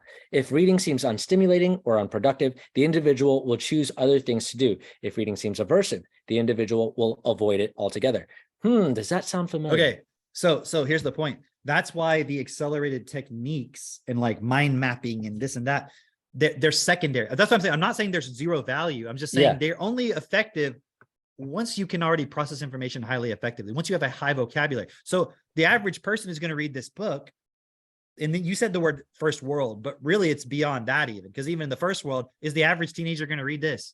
Oh, wait. I don't know if I said this on the last podcast, but Dr. Phil, like the most mainstream fucking personality you could think of, says 130 million Americans, that's over a third, right? 130 million Americans cannot read at the most basic level. And he's even calling out people who've graduated from high school.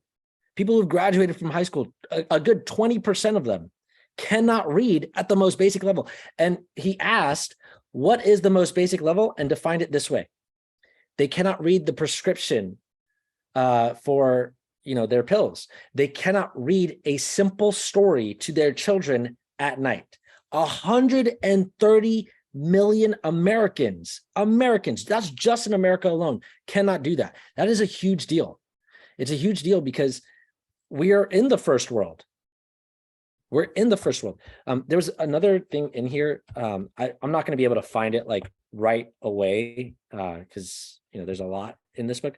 But one of the things was they were talking about how if you don't recognize a letter, even if you're coming across a word and a letter is misplaced or you don't recognize it, it's not familiar to you, it will literally inhibit your ability to continue reading, and especially inhibit your ability to understand the entire meaning of what you just read, the sentence or the paragraph, etc. Right? And you could say like, oh, but I recognize all the letters and stuff, but you could get down to the level of like microseconds of like how long does it take your brain to process it, right? And it may seem like that doesn't matter, but when you load up a web page, how quickly do you want it to load? Right.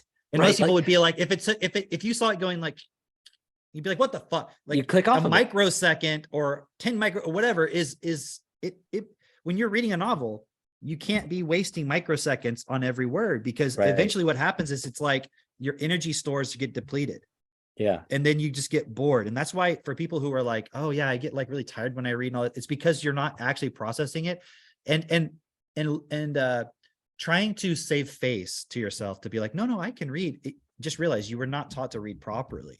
Yeah. So it's not this accelerated techniques that matters. It's the basic stuff that matters. And even as an adult, you can go back and correct those points. But this, like, I mean, think about it. In the book, it says it's those first 5 years that's like the massive distance or whatever, appalling distance, like what Tolstoy said, versus from 5 to the adult is a step. So this is only talking really to the adult. How are you going to give this to a 4-year-old? You can't. The only 4-year-old that could read this is my 4-year-old. Right.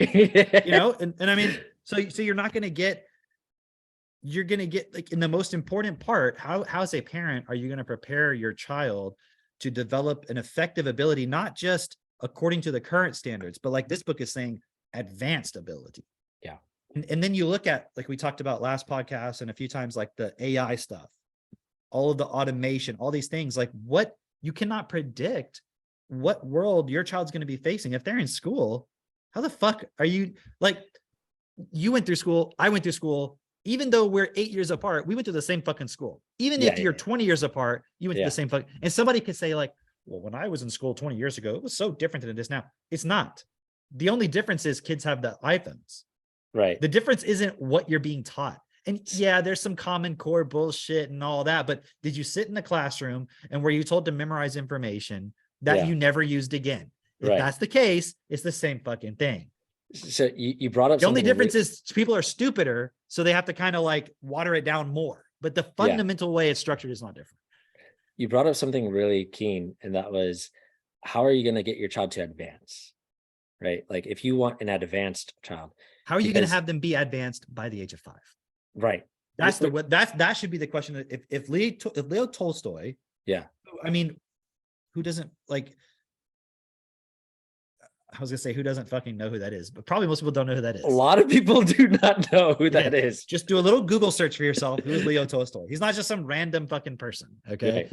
He's somebody you should have read. All right. Yes. Toy Story. Toy Story. Toy Story. Yes, I've heard of Toy Story. Of course. Leo Toy Story. I've heard of that. Okay. So. But hold on. If he's saying those 5 years are the biggest point, listen to that. Like, have you ever read War and Peace? I mean, I'm asking rhetorically to the listener. To the reader. Like, go look at that book and ask yourself, does that guy know what he's talking about? Yeah. Like somebody who can write that. So versus some fucking random ass person you don't fucking know, or your own, whatever bullshit your brain comes up with. How do you know? Yeah. Like, as a parent, do you know how to educate your child? You don't. That's why they're in school. So don't listen to your brain. Your brain is wrong. Your brain is retarded. Your brain is dumb. It does not know. So, okay. This is a huge point, though. This is a huge point of your child needs to be advanced, because if your child's not advanced, they're going along with the status quo, which is retardation, literally. Like, as in, it's slowing them down. It is making them much worse than even 20 years ago, not to mention 50 years ago, right?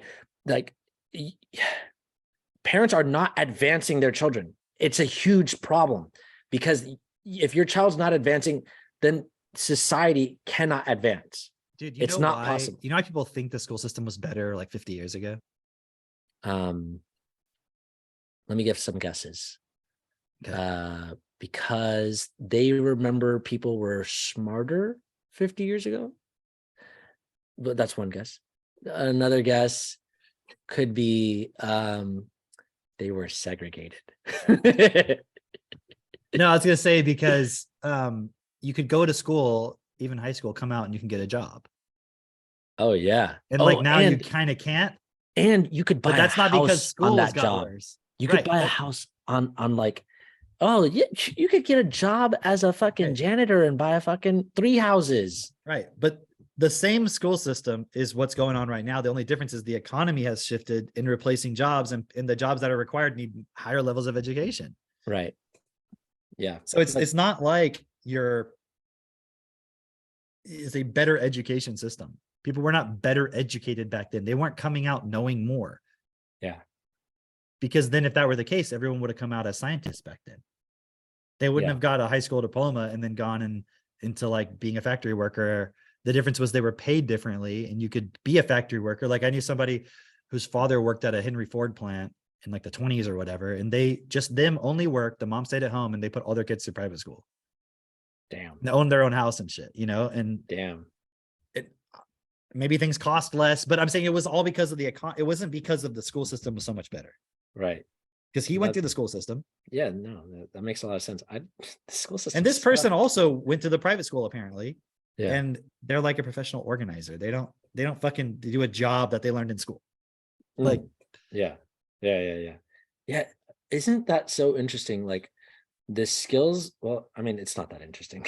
It's obvious. Like the skills that you need to actually run the world, you don't learn that at school, obviously. Right. But I was gonna make this point of something, but I forgot. I really just you know what though? Maybe we should wrap it up. Maybe this is that part where we run out of things to say. Wait. Any comments? Yes, some comments. Rebecca, she was more of a Mr. Ed generation instead of Ninja Turtles. Joel, I actually grew up watching Mr. Ed. You know you did not. Yeah, it was like on Nick Jr. or not Nick Jr. But like I know all about it. I know every episode. Yeah. Okay. All right. Joel, I went to People school. say that they put peanut butter on the horse's mouth to make him talk. Actually, it was not. Yeah. It was a string that they pulled. It was a string. Yeah. No, it was just the education system was so much better back then. All right, you fucker. Joel says, I went to school a decade after y'all, and we are still hyping up Bill Nye. Shit. Yeah. Marsha has a question that says, you're gonna like this one. How Michael Jackson was educated by his parents? Question mark. That's the question. I mean, I'll tell you, abused. He was abused. Yeah. Exactly. He was abused into basically performing for money. Yeah. Because it was their ticket to making more money. So you could blame the survival system for that. And you gotta imagine they abused. But it made him who he was, and it was so good because of that. It's like, dude, honestly, I'm gonna tell you right now, I would rather Michael Jackson and Michael Jackson's music not have existed than that child be abused in that way. Yeah. And I really love Michael Jackson's music. Yeah, of course. But also, here's the thing. You have to consider he had so many older siblings that were also abused in the same manner. And only Michael Jackson came out of it. I don't know, man. I listen to Tito all the time. Do you listen to Randy? Is there a Randy? Oh, no, wait. I'm sorry. That's American Jackson? Idol. I don't think he's he really fell off the map. That's a no from me, dog. Okay. But like, seriously, he had like 10 other siblings, right? They were all abused in the same way. And only Michael Jackson made it. You could say maybe Janet Jackson, but like, she's not as big as Michael, I'm not listening to Janet Jackson. The only Janet Jackson song I listen to is Scream. Oh, because that one has Michael Jackson in it. It's a Michael Jackson song. There we go. Yeah, yeah, Here yeah, we yeah. go. That's a good one though. That's a good one. It's a good song. Yeah, yeah. So don't abuse your kids. And Okay, also, did he have to yeah, be abused to be that talented and to do all that? Maybe because of the context of our system. yeah. Maybe to be that Okay, level of superstar, but like maybe that's what it's imagine, required. imagine if everyone had their basic needs met. Imagine if everyone had a robot that did all the tasks for you to survive, as in made sure that you had a garden growing in your environment that you could eat from fresh, your Dude, it family doesn't could even eat from. require a robot to do it. I know that, but I'm just like, for people to be able to conceptualize it in their mind, Okay, because okay. like I now just don't they want can people to think see. that we're literally saying robots should make the gardens. I'm not But saying that. I'm just saying we have that technology, right? And people can you could conceptualize definitely that. automate a lot of it. Let's We say can that for automate sure, a lot for of sure. different things. I would personally, I think I would enjoy being in the garden, like at least to a certain extent, maybe not all day, every day, but there's a certain aspect of being outside and doing things and being in tune with nature. That's If you fun. didn't have to rush off to work every day, you could Yeah, do that. right. You could go and you could build your garden. You could have animals. Like I Right. like going out and getting the hay to the animals. Yeah. Sometimes when it's cold, I don't like doing it, but that's just because it's cold. It's not because I want to go out there and spend that time and do that and pet them and talk to them and get the eggs and find every day It's it's an fun. Easter egg hunt. Yeah. And I never Dude, get bored of it. I'm always like, how many eggs today? Oh, what kind of eggs? And like, I've been doing it for a year now or whatever. And it's yeah, like yeah, every yeah. day I'm like excited to get the eggs. And it's funny because they're all different colors. It looks like Easter eggs whenever you collect them all and you got them in your hat. I'm like, holy shit. Right. There was one time Yeah. I walked over there and I saw this 5 foot figure, pinkish, big long ears, big fluffy tail, like darting right behind the coop. And I was like, I almost got you this time. So stupid. Yeah. But okay. I will say this. I've done camps where the camp is like scooping up poop of horses. It was a labor camp and I enjoyed it. No, but like This is that part where people say, like, see, they are authoritarians and right, they want to like and, put everyone and in you will concentration enjoy camps. it too, right? But basically, like, what I'm saying is, imagine if you didn't have to do any of the things that are necessary for survival. You didn't have to worry about No, survival okay, because it was taken care of.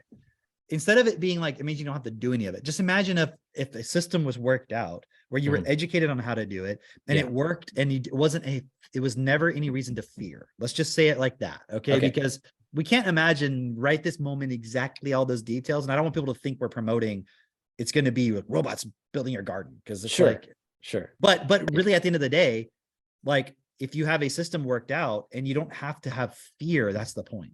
Yeah. Right. Yeah. And I mean, clever people can create what we have now. Yeah. Let's just change the starting point.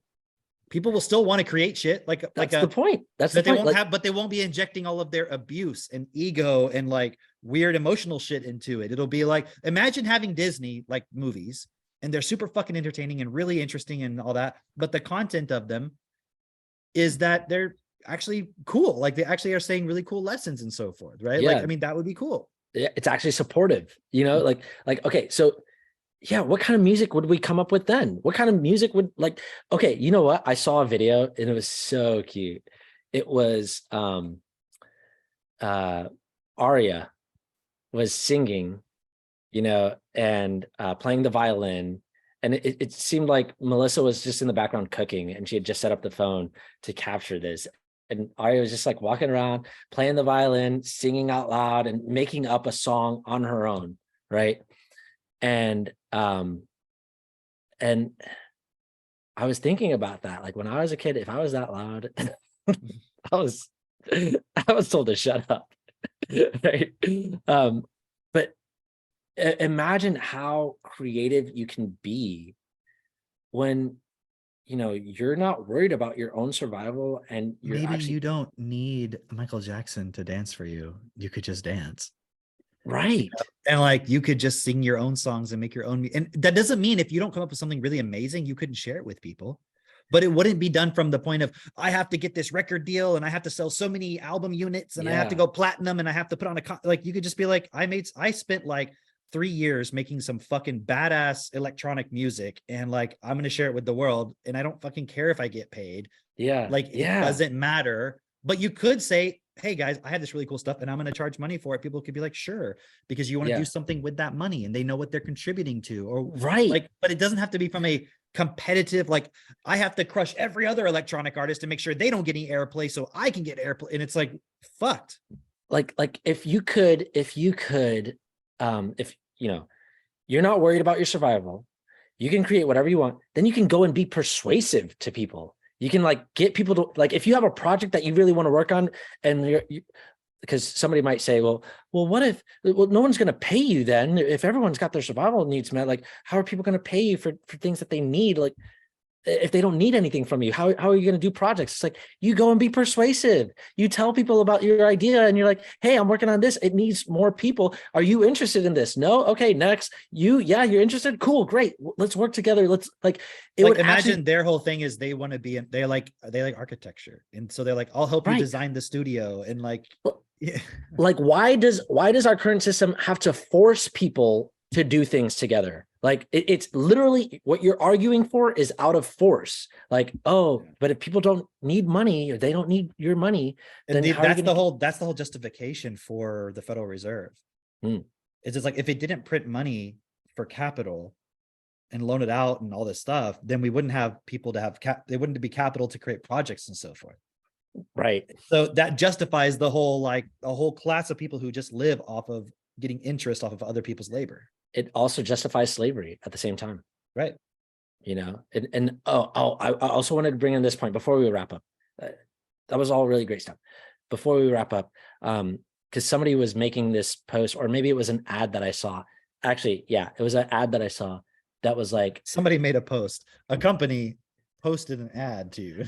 it was so good, bro. Like I saw this really like, cool post yesterday from McDonald's. I saw this really cool post, and it was like, this is a sponsored ad. I was like, wow, bro. Did you see Sponsored that thing from ad Sony? makes great posts. Did you see that thing about Sony having that patent?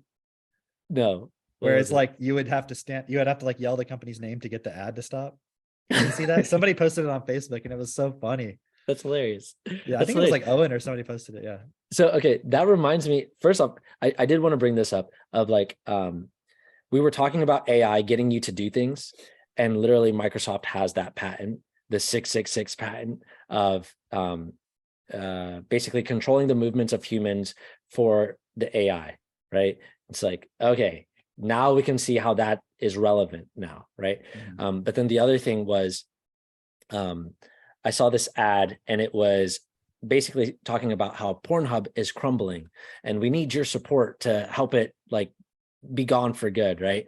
And I don't know what the ad was actually for, but I like the sentiment of it. But I also noticed that there were a lot of like laughing face emojis. So I clicked on the comments because, you know, you can click on comments for ads on Facebook, and I wanted to see what people were saying. And people were like some people were like, good, porn is linked to pedophilia and to sex trafficking and all this. And then other people were arguing with them in the comments and it was clear, like, okay, clearly you watch porn, like, obviously, right? Yeah. Like, you're not hiding it, bro. You're not just like defending porn out of principle. Okay. Right.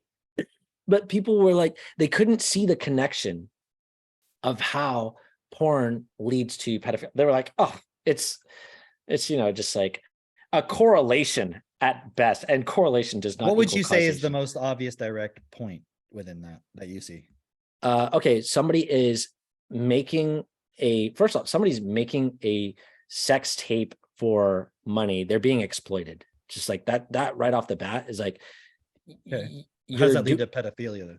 Okay, well, all right, maybe it's not the most direct or obvious point, but it's the first thing that comes up for me is that this person has some abuse in their life. that they're going to do this. They're not doing it out of like, hey, everybody, look at my body today. Like, this is great. Oh, like who's doing this for free? First off, by the way, Sure. you know, I think maybe probably a more direct point though, would be the fact that there is child pornography out there, which is like, Yeah, but that's not really. what I'm would you not say is, defending the point. I'm just saying if I was looking at a clear argument about it. what would you say is like a really clear argument? There's 2 points I would say. One, I think will be easier for people to grasp. One will be maybe more difficult, depending on if you've studied destiny and so forth. Yeah. One is so the easier one is,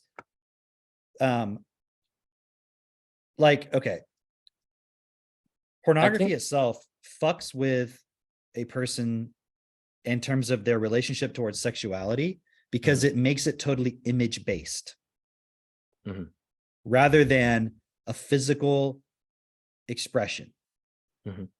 Okay, rather than a physical experience, rather than a relationship to what you're actually doing with another person. Like porn itself, you're just watching something. That's not sex. Yeah. It doesn't matter that you're watching sex. Because even a lot of times the porn they watch could be not even like physical intercourse itself. It could be something else, like a jerking off or something. You know what I mean? Like or Sure. stuff like that, where it's like not actually sex. Yeah. It's just something that's a mental image that's stimulating you. Yeah. And especially for males, we're already hardwired to respond more to visual stimulus. So it's taking your physical sex drive, like compounding and connecting the dopamine hits, all that to that. It's just fucking you up and making it so that it's like reinforcing even more than would naturally happen. Naturally meaning just based on your already pre-existing like kind of hardwiring, your programming. It's more linking sexual stimulation and arousal to physical, like sorry, not physical, to imagery, into mental. Yeah. Yeah. And so okay, then what happens is an object that gives you the mental the image or the mental stimulation, you see everything in those terms. Yes. Yeah. And so when you have a mental point, and see, I've been testing out this, remember I was sending you pictures from like doing the the Mid-Journey. The Mid-Journey thing, right? To see like how far can this thing really go? Like, what is this? And what I noticed within myself is it's like, oh, look at that cooler picture. Look at that cool. It's like in itself a form of pornography. Like it's not sexual, but it's the stimulation of dopamine or I'm just using that term as a general point of like your excitement experience. The way they say like on an sky image. porn, yeah. Right, exactly, right? It's like, and so it's the same kind of thing. I can see that happening within a person where it's like you're just getting this mental stimulation of like the next thing that's giving you the next hit. And I noticed, because I was talking with Katie about this, the images it produces are always, even if it's not like objectively what you were trying to create, it's always somewhat stimulating and interesting. Yeah. If it's something random that you weren't trying to make, it's like there's something striking about it. Right. You notice that? Like there's a quality. I was just laughing because like the equivalent in porn is just like, even if that wasn't the video you were looking for, it's still stimulating.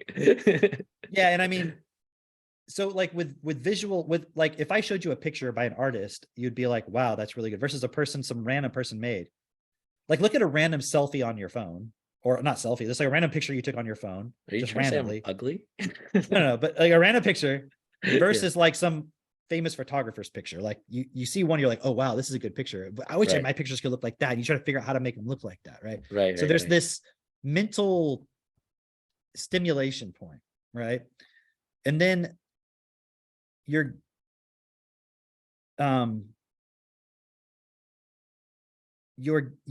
participating in sexuality as a mental stimulation point purely.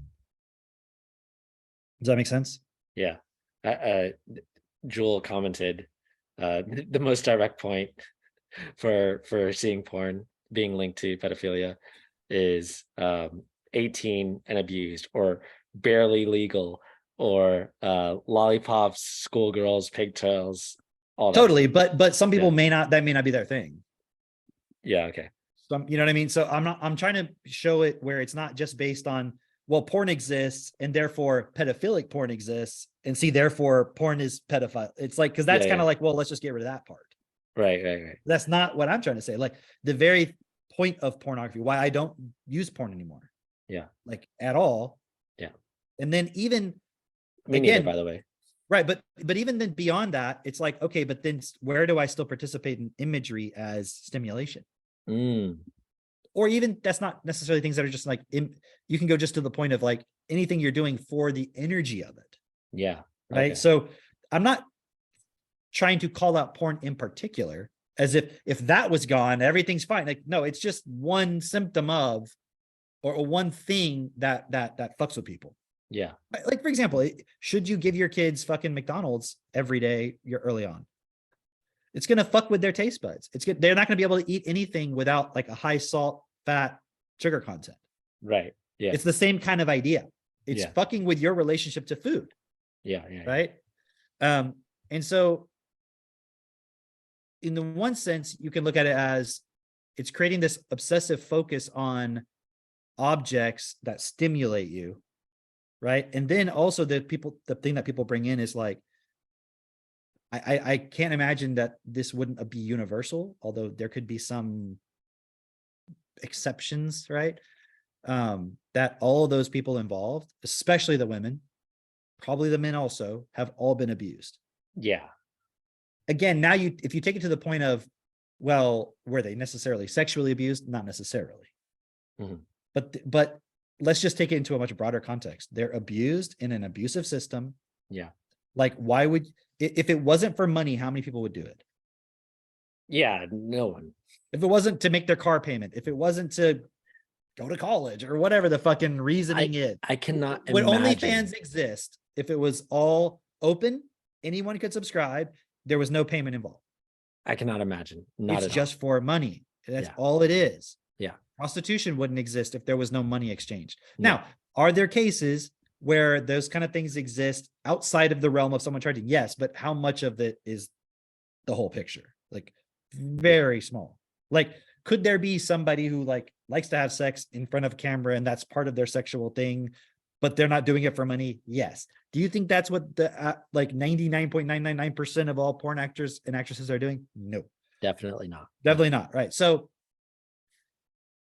you're taking advantage of abused people. Yeah. So that you can fuck with yourself in your relationship to sexuality, just so you can feel something for a moment. Mm. And I understand, like, as males, especially those who have very strong sex drives, which is the average male, I would say, it's like, you know, I know what it was like being a teenage boy and being an adolescent boy, like where it's like, that's the most important thing on your mind. But then adding porn to that, it just, it totally makes it spiral out of control. Yeah. And then you have a point where you don't even really know how to have actual real sex. You're trying to repeat what you see on a picture. Mhm. And there's this random video. Remember I told you, like, I deleted my history on YouTube? Yeah. And then Yeah, I'm getting like all kinds of stuff that I don't normally see. And like one of them was, I forget the exact title, but it was something about how to make a woman have an orgasm 100% of the time, or something like that. And it was like this discussion between these two guys. So I was like, I wonder what they're saying. So I watched it, and it was points that were already obvious to me, although not everyone necessarily going to be obvious to them. Could you send it to me later? Yeah, I'll send it to you. Well, I'll give you an example. Like he was saying, like if you're doing it missionary style, if you put a pillow underneath the woman's pelvis, so it's like she's raised up rather than laying flat. Yeah. Right. And then if the woman's on top, instead of her going up and down, if you go like this, there's really basic things, but it's because you're looking at the physical aspect of sex, not the image aspect. And I know when I was a teenager, which one would I have wanted to see? The woman going up and down, or the woman doing this? Up and down. Right. Because it's like this. And the guy was making this point that porn is for the viewer. It's not for the physical sex act. Right. So even the idea that they enjoy it is not true, because they wouldn't have sex for an hour and a half on camera doing all kinds of like, that's not real. I mean, You could know you what? get to like a state where you're having fun and you're doing all kinds of crazy stuff for an hour? Sure. But that's Yeah. not on average what anybody's doing. Okay, so I'm reading Zone 23 now, and they actually bring up that point. Okay, first off, this book is insane. It's You really know, good. Oh, speaking of that point of like, I couldn't imagine it being done in a medical, yeah, like the fascism and everything coming through like medical tyranny. That guy saw it. yeah, yeah, right, He saw right. it. Yeah, Right? It's a really good book. yeah. It's absolutely insane. But It's like a snow crash for yeah, like pandemic. You know what I mean? yes, That makes yes, sense. yes, yes, yes. Yeah, It's got it's that like same style the of like chaos of Snow but also Crash like and the all that. hero and the dystopian sort of thing trying to, Right, yeah, right. very similar. But they're talking about that exact point of like, um, and it was only just like a couple of paragraphs about like sex and porn specifically being like just this thing that's like that's just for show. Nobody who's having sex for show. Like why don't you just have sex? But then the guy who watches porn, Mhm. you're having sex and you're doing it for show in your own mind. Right. And Right. who as a male hasn't been there where it's like Yeah. you're self-reflecting on what it looks like to you to stimulate you. Yeah. That was why I was making that joke about, remember a long time ago about like imagining you're a frog, like burying and like, because it's like, imagine being a frog and you're in Yeah. the mud, not sexually, just imagine your actual frog. Like you're not imagining it. You're just like getting in there because it's cozy and you're going to stay Right. warm or whatever. It's not based on an image. It's like, so my point with that was to play with the idea of getting into the physicality of it rather than staying in your mind of the image of it. Because like, obviously being a frog in mud is not an image that's sexually stimulating. But my point being that it's like you being in the Wait, that physical doesn't and realizing it's sexually a physical, stimulate you? well, not anymore, but Oh, okay. Okay. yeah, Okay. I'm out of that I'm still phase. working on that point. I'm out of that phase, but now I'm more into like lizards. Oh, okay. Okay. Okay. I Makes kind of moved sense. from amphibians into the reptile The class. reptiles, yeah. Yeah. I Okay. try some Gotcha. arachnid stuff later. But do you know what I'm trying to say? It's like Right. just the point of moving out into a physical point of like, how can I make this, how can I get into the physical of it rather than just the mental of it? Yeah. Because also what's interesting is if you're in the physical of it, there's no performance anxiety. Yeah.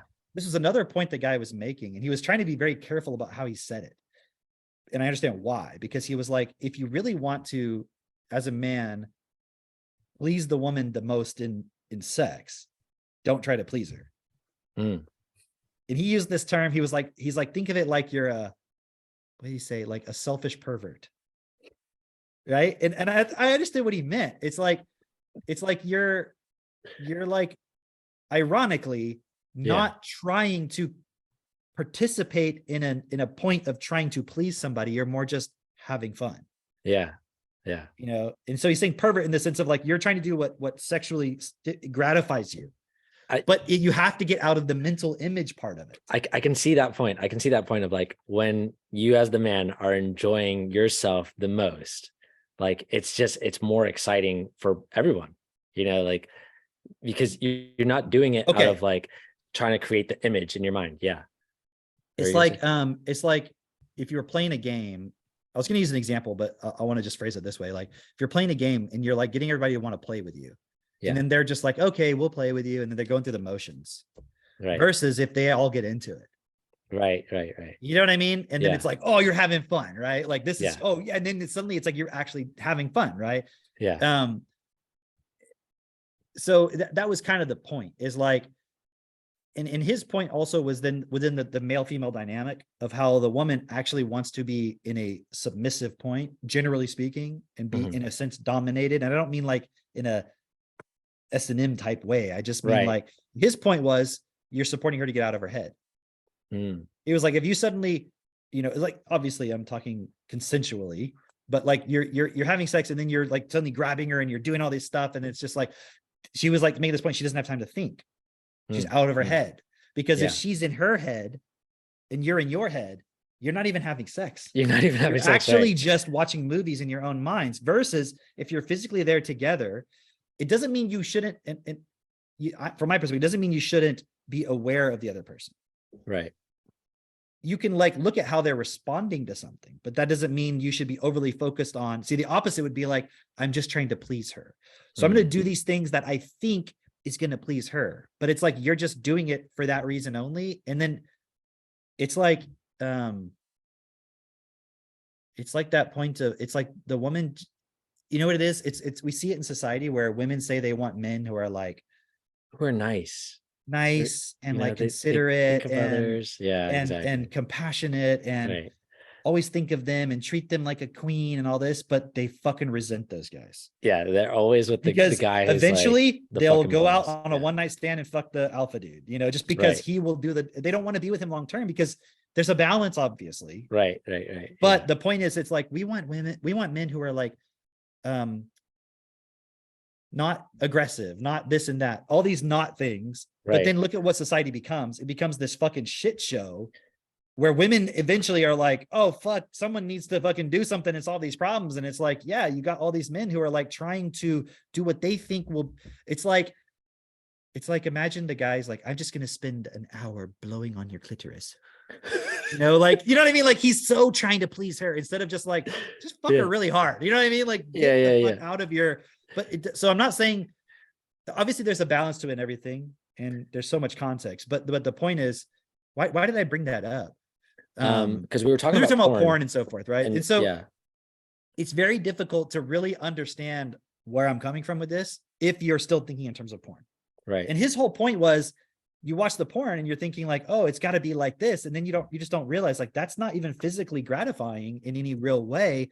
Because if you look at the anatomy of how the penis and the vagina and everything is structured, they actually go together in a certain way versus the way you're trying to make it work.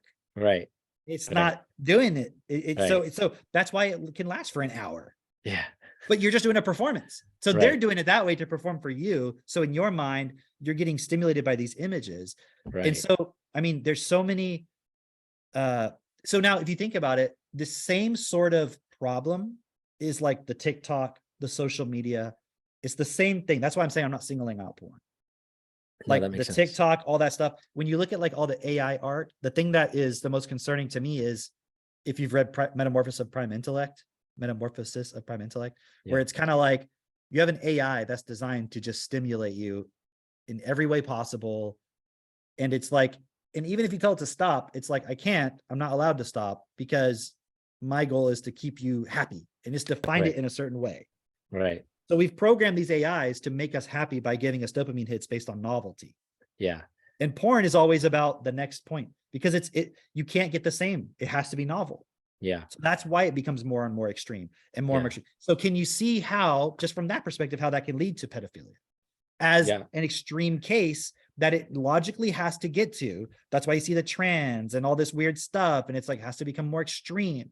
Now, just to finish my point about what's the second point is, when you study how consciousness interacts and so forth,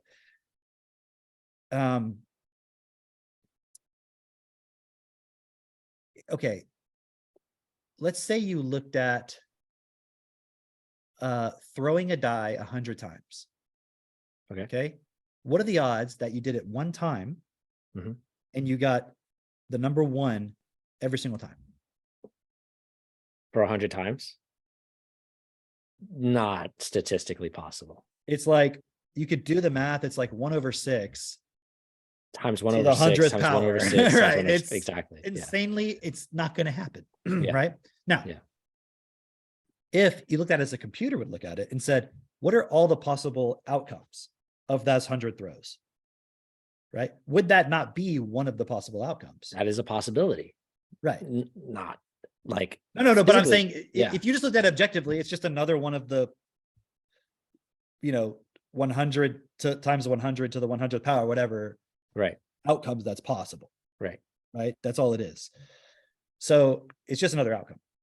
Now, let's say you have 1 billion people. Okay. And the natural point of things becoming more and more extreme is that it's like, I'm trying to put it in a way that makes sense. It's like, okay, think of it more like, we talk about the bell curve. What do you call that? The bell curve, right? If you have 1 million people, then statistically, a certain percentage, like 0.001%, so like 10 people or whatever the number is going to be like genius level IQ. I took one of those Mensa tests, by the way. Yeah. And apparently I'm in the genius level IQ. Congrats. Apparently. Like me. Yeah, but you know Who said I did? I never did that. what I noticed about it is it's just pattern recognition. It's just really like one small it's defining genius level in a very Yeah, it's defining it in a constrained way way. that certain people can be perceived as geniuses. Exactly. Yeah. And I'm not in this whole every person's a genius, you know, like yeah, every person potentially can be a genius if they're educated properly and they don't have a bunch of environmental and genetic fucking problems. And this is our whole, going back to our whole point about everyone having their basic needs met. That puts the groundwork for everyone to actually be in some level genius, like actual, like doing something with their life that contributes to the whole in a genius way. Does it need to be, see, we always determine that based on some kind of external objectified way. Right. Like Michael Jackson's a genius. Why? Because the music and you enjoyed it, versus like a woman who was so fucking caring to her kids. Yeah. And like raised them effectively and was patient with them and like made them proper food and stuff. That's genius. Like that is it's not genius in the same way people think of genius, but it is a level of focus and result in reality that is best. Yeah. That should be what we value, not we it's like we set up the word genius in a way where it can't be applicable to everybody. And then we want to pretend like, oh, but everyone could be a genius. Actually, it's like, no, because if everybody was Michael Jackson, then no one would be genius. No one would give a fuck about being able to dance or sing like that. Right. Okay. So I'm really glad that you brought up that point about the women, because that is how, like, a woman who is a mother who is nurturing to her children in a way that she's actually caring in every moment. She's there, she's present, she's patient, she's raising them effectively, making sure that they are the most effective that they could possibly be. That is how I envision like what people want from quote unquote God, right? Oh, sure. It's like that nurturing, that like being there, like I'm making sure that you're developing in the best way. And then on the other side of it, it's like, but men are also God in that same way as well, but it's a different expression. Like that's the expression of the, like what people want as far as like God's looking after me, right? That's what people want.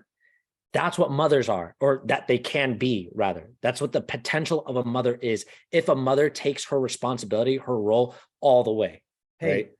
I want to just add this point real quick. I just thought this is like a really good point. You notice how like the feminist sort of woke side of things is like, women aren't valued as homemakers. It's like they call it unpaid labor and all this stuff. And it's kind of like, it's like this point of like saying it's slavery. Yeah. And then within that, then it's like, so therefore I don't want to do that because that's slavery. I want to go do something where my work is valued. Yeah. But if you would just start valuing it and not putting the value based on money, it wouldn't, you would see the what it is, and then you would not see it as slavery, and then you would want to do it. So by playing in the role of the survival system, they've devalued it and then complained about it and been like, therefore I don't want to. Do you see like the mind? Okay. So like take that all the way back to what we were first talking about with, you think you have free will, but it's, basically confined to this, the constraints of this environment, right? So essentially what you're saying then, if you have this belief of God or whatever, is that God is a slave, right? If that is totally, it's like, but God doesn't have money, or okay, then okay, that's the point. It's like we're in a environment where we value money and all this and all that. It's like you don't actually have free choice. Just say it, because that's literally what you're making the argument for, is like, oh no, but that's a different environment and all this. That's what we're saying, right? But yeah, I just wanted to bring that in because it's like, yeah, that is really like everything that people want from God we can be that for our children, and men can be that as well by actually going out and creating. Like it's like creating it's a the system that gives us the external points that it's like, obviously you're not going to just do for yourself or everybody else. Like you're not okay. Could you theoretically have animals and, you know, a garden and things like that to sustain yourself? Does it have to be 100%? No, because there's some things like if you try to grow your own grain, it takes a lot of intense effort. Maybe that would be better be done in a sort of Sure. automated way. Okay. Sure. Like to have grain for bread or something, as long as it's considered what's best for it and you don't use all this other crazy shit. Yeah. But then also like manufacturing communications technology, you're not going to sit at home and create that yourself. Like why? Yeah. The level of focus and technology and specification required would be, doesn't make any sense. Yeah. So there's things where we can create systems where these things are created. And I mean, with automation, you can have a lot of it automated and people who then are still involved with it, because you can't automate the decision-making process with it. You have to automate some of the labor potentially. Yeah. But then the problem of I can't trade my labor for money wouldn't exist. Yeah. That's really the issue. It's like, I can't trade my labor for money to survive. Yeah. So then your labor, this is the whole the thing of people say, oh, you'll be lazy or whatever. It's like, I don't see that. Like, I don't see that people will be lazy. And then even if some people were lazy, what does it mean to be lazy? It just means you're not working for money. So by Right. definition, yes, but why Yeah. would it be a bad thing? Like, Right. why is it a bad thing if some people just, and you say, well, they wouldn't contribute. Yeah. It's like, well, you could But- still set things up where a person, there is still not an incentive, but like it would just make sense for them to contribute. if you look at the lazy person, like Mhm. what's the image that comes to your mind? A fat slob on a couch. I was going to say on a Literally the potato. same image, sitting on a potato. That's literally the same image that came to my mind, right? Yeah. But yeah. don't you know that person has no real fucking education, Right. or they're depressed, so there's environmental, chemical, nutritional factors, Yeah. or there's abuse points, there's Yeah. so many points. Like that person is not like educated and given every point of support. And then they're Right. like, and I just want to watch TV on a couch. And if there was no fucking entertainment that, like, look at the entertainment that's available on the TV. It Right. actually reinforces the point of like, I'm not watching it. Right. The only Right. person that would want to watch that is a Yeah. fucking person who has no purpose. So if education was done in a different way, that person, that relationship wouldn't exist. Right. So it's like we have this image in our mind. You know, it's so interesting. It's kind of like the porn thing. We have all these images in our mind that come up as like, well, this can't happen because of this. And it's like, you've been watching, well, I don't know how to phrase it. It's like porn of, Yeah. you know, Yeah. like, Yeah.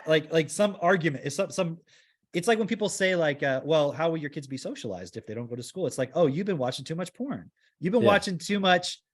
You have these images in your mind because That's you're participating in hilarious. images everywhere. You don't notice when an image gets implanted there that you didn't put there. Yeah. No, that's You're hilarious. so used to just blah, blah, I'm just eating images, blah, blah, blah, you know, like, I don't care. And then they pop up and you're like, see, but look at that image in my mind. You're like, you've been watching the porn of the Gestapo. You've been watching yeah, the porn of, yeah, that's so good. Actually, that's so good. Like Gestaporn. Gestaporn. Oh, so you're into Gestaporn. Just stop porn. Just stop porn. Yeah. Yeah. Yeah. Just Yeah. stop porn. I love it. I love it. That's the title of this one. Yes. But yeah, I guess to sort of bring things to a close, right? The points of, oh, okay, just one last thing I wanted to add into the porn thing is like, people don't realize just to what extent they're allowing themselves. Okay, this is the point. This is it. Remember, we were talking, just you and I, about the endocrine disruptors and how that leads to they're turning the frogs gay. You know, that whole meme, which was actually a real study that they showed, like, yeah, this is causing frogs to turn gay. And it's not just in laboratory settings, it's out in the real world. And so it's obviously having an effect on people as well. And this woman who was talking about it, who was doing all this research, was basically saying like, hey, look, I don't want to say that it's causing more a rise in trans or a rise in homosexuality. And she was trying to say like, because, you know, if you're saying it that way, that's implying that that's a disease and a medical condition. And you know, those people really enjoy, you know, I'm sure they really enjoy being trans or not homophobic, Homophobic. but yeah, Homophilic. homophilic. Yeah, there you go. Homophones. Yeah. Those people really enjoy being homos. But then at the same token, she's like, just like people with Downs would tell you they really enjoy being Downs, and people with ASD would tell you like, you know, I really like this. Hey, you know, and it was funny because I'm like, but those are diseases. Like everybody Yeah, but objectively also agrees. like everyone sees like the happy retarded person. Yeah. That's not like how You don't much know what's going abuse, on in their mind. but Yeah. also how much abuse occurs of people like that just because, Yes. and not because people are deliberately doing it, but it's like you have to like dedicate your life now to that person, and there's resentment there because of survival based system, and then you can't really. And I know people do their best, and like I'm not trying to make anybody like blame anybody, because I know people. The thing is, it's so emotional. Yeah. It's like if you're the mother of a Down syndrome child, you automatically are a hero. Right.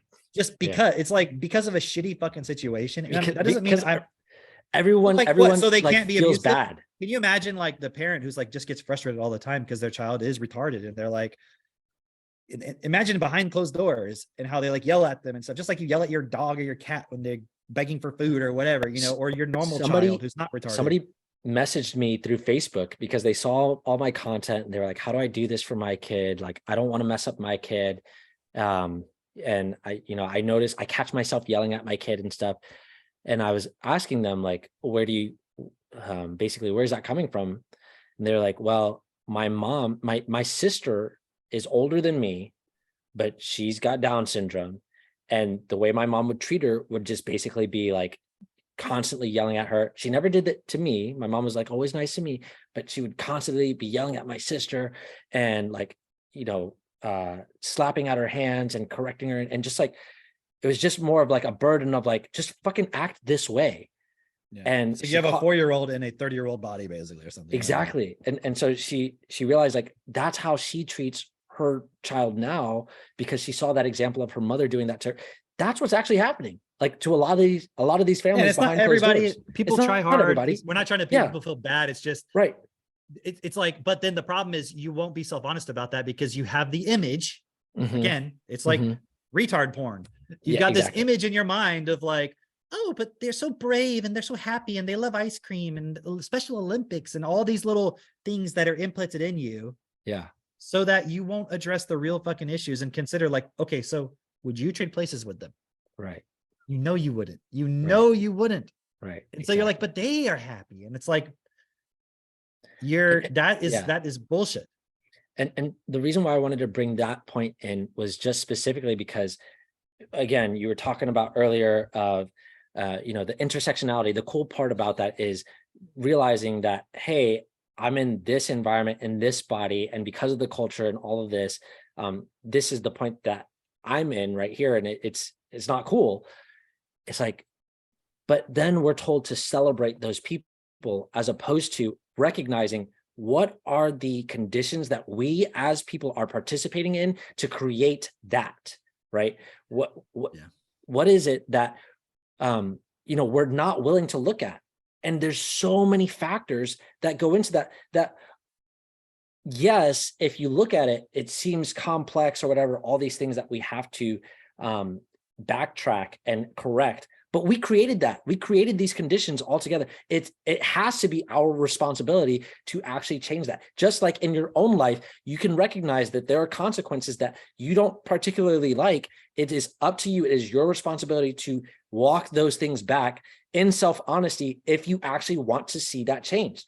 If not, then it's basically like, I have free choice, right? You're basically making that argument, right? Yeah, and the problem is, even the people in those making those arguments, they're just basically mouthpieces of the system.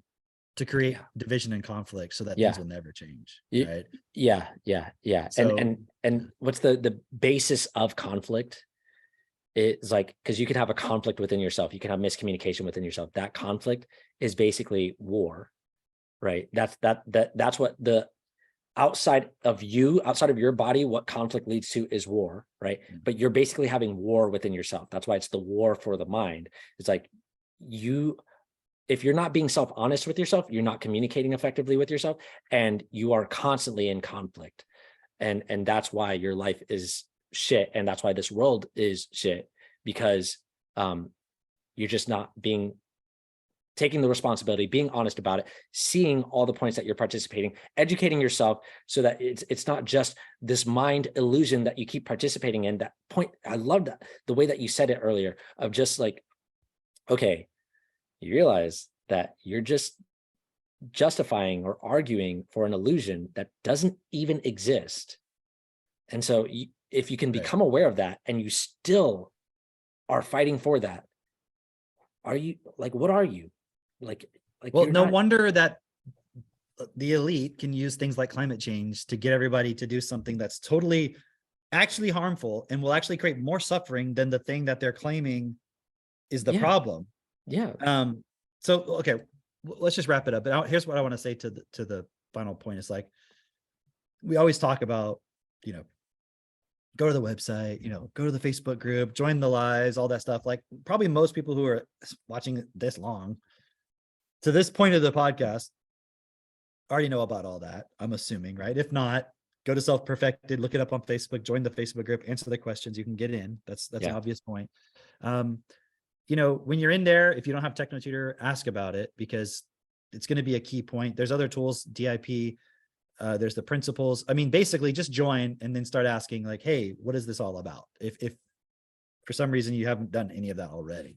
Yeah. But even more importantly, and obviously this episode will be here forever. So what I'm going to say is only relevant for right now. Okay. But there may be some other event that we're doing at that time. There will be down the road. So it may still apply what I'm going to say to the event that's then. But right now there's an event coming up in June, right? I think, what is it? The 2nd through the 4th? Yes. Am I saying it right? Yeah. 2nd through the 4th. It's in San Diego. I think I can say that much. And I'm not here to hype it up in terms of what it's all about and, what's it going to be like and the place it's at and all that. It's going to be really cool. But the bigger point is this whole discussion we've been having about going into the mental stimulation versus the physical. Like, there's a real fundamental difference. And did I talk about it last time on the podcast about when the kids were like, we were doing like the AI stuff versus like jumping on the trampoline? Yes. I talked about it You talked about it somewhere. somewhere. Maybe it wasn't on the podcast. Maybe it was in a meeting, but basically it may have been a different meeting. Yeah. Yeah. Basically, like, you guys were having fun creating all this stuff in AI, right? And then you went to the trampoline. Yeah. And then like later in the day, we were jumping on the trampoline and the kids were rolling around on me and laughing and stuff. And I could just see the difference in the way they were enjoying themselves. And it's kind of like, oh, let's create another one. And it's this different kind of focused thing when you're in there playing with that kind of stuff versus when you're out jumping around being physical. It's a very different thing. So my point being, sign up for the event. If you have a family, bring your family. If you have a wife, if you boyfriend, husband, whatever, go together to the event. Bring family members, like have them go and have them get tickets, participate, do all that stuff, because it's physical. And if you've never been to events before, like big, not everybody's in the world of, I don't know, like, I mean, there's so many different things. Like, people go to Comic Cons, there's all kinds of events that people go to out there in the world. So I'm sure people have experience with events outside of just my experience. Cause we were in Gen, we've done like kind of seminar type things. So we have that kind of experience. So I can relate to that. So if you have no experience of, other than you live in your town or your city, you go to work, you have a friends circle, you watch TV, but you've never gone to like an event with a group of people for a common purpose, right? This would be the one to do that with. Yeah. Obviously, if you're resonating with like what we're talking about, the principles, the ideas, that would be why you'd go to this event rather than just any kind of, I'm not just promoting the general idea of going to events, but specifically the Self-Perfected event for June. It's like, because Drake and I are just two people, right? Yeah. Obviously, Mitch isn't here today. Christine, people, we're just doing the podcast today. I'm saying, but there's a few of us doing the podcast. There's a lot more people. Yeah. That you don't see if you're just watching the podcast. Maybe if you're in the group, you're seeing a lot more people. But even there, it's like the type of interaction you can have. It's more of it's not bad. It's very valuable. It's just not the same as getting together in person. It's like, would you rather just talk to your friend on Zoom or go hang out in person and go do something? And if anybody says they'd rather not go in person, that means you're really missing something. Like there's something in your psychology that's like kind of fucked. It's like this whole thing of telling men and women they don't need to get in relationships. It's like, that's fucked. That's like you've been brainwashed to think that that's bad or something. So even if you have like some anxiety or you're not sure who you're going to talk to, like, and I've been a part of events like even Jen, where they're like, oh, if you come, like everyone's going to greet you and all that stuff. And there's a certain level of that, where it's like there's some camaraderie, but this is a whole nother level. Like you come to this event and it's, what were you going to say? I was going to say, like, the people within our group are just so inviting. They're so inviting because, and it's not even like they're such good at being hosts or something. It's not like that in that sense. It's like they just genuinely, like, you connect on like real things. So it's easy. It's so easy. Like, like I saw Bastion and Lila at the last event, and we'd never met in person before, but they actually got there first, and we were hanging out, and like it was me, him, and Avery building like a building on the property together, and like just talking and stuff as if we'd known each other forever. We never met in person before. Exactly. Like we were making jokes as soon as we met up. We were making jokes that were just like, you wouldn't use these jokes with people who weren't cool, and so it was fun. And they're just one couple, but there's so many couples that I've seen and met throughout the years who have just been like, wow, it's instant connection, instant rapport, instant, just like we're getting into deep, real conversations. It's none of this bullshit, superficial, like, and how was the weather over there where you are?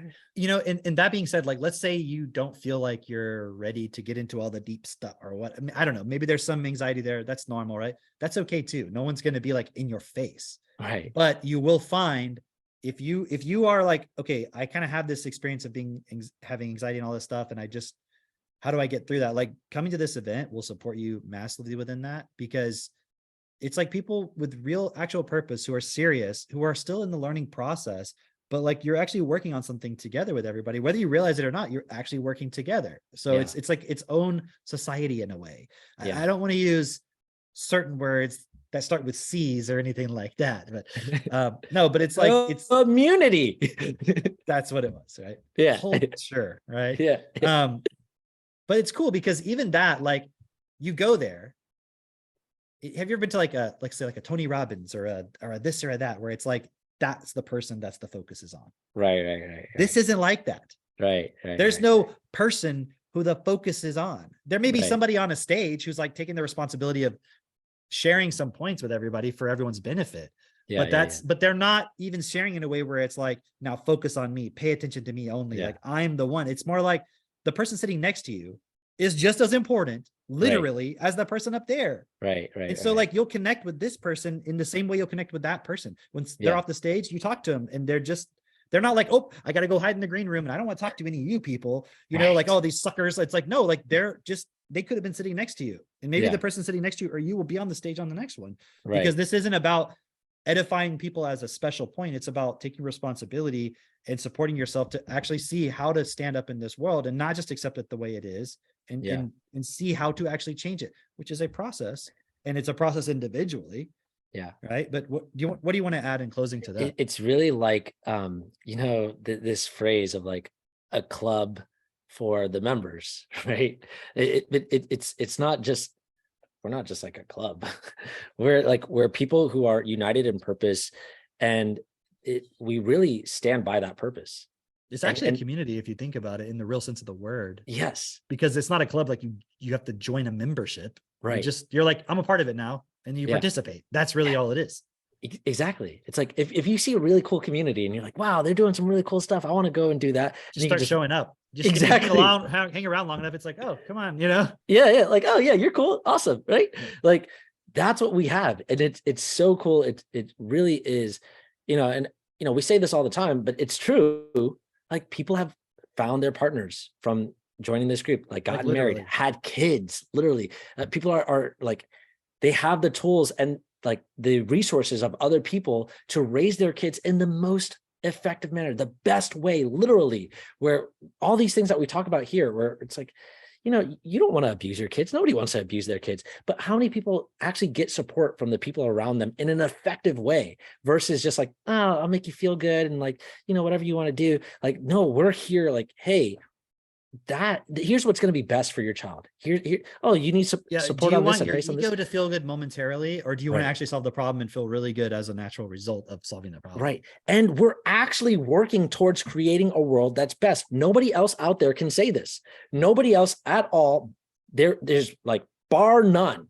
No one else can say they are actually working to create a world that is best because we're focused on the actual fundamental problem, the root of the problem. Everything else is just lip service. Everything else is like, they don't see. Everything else has some kind of element of hope in it. Right. Of like, well, just if, but there's no direct responsibility that then is replicatable. And I think that's a big difference too, is the replicability of it. Right. And that's what we're here to do. That's what we're here to do. And so if that is something that like you've listened to this entire podcast, you have some interest in it, you should show up. You should meet us in person and hang out with us and be like, oh, you guys are real. You'll see it. You'll see it and you'll have fun. And, you know, then we'll go and start being able to do even more because you joined us. Yeah. You know? So yeah, that's pretty much it in closing. We'll see you guys next week. We'll see you guys make the decision to be the kind of person who actually makes a difference in the world. Not the kind of person who like, oh, I want to make a difference, or I think I'm making a difference. Make the decision to show up. If you are actually that kind of person, then show up with the other people that are doing it. That's the most logical thing to do. Yeah. Right. But yeah, so we'll see you guys in June in San Diego, and we'll see you guys next week and you know, the coming weeks. Till then. Okay. Bye. Bye.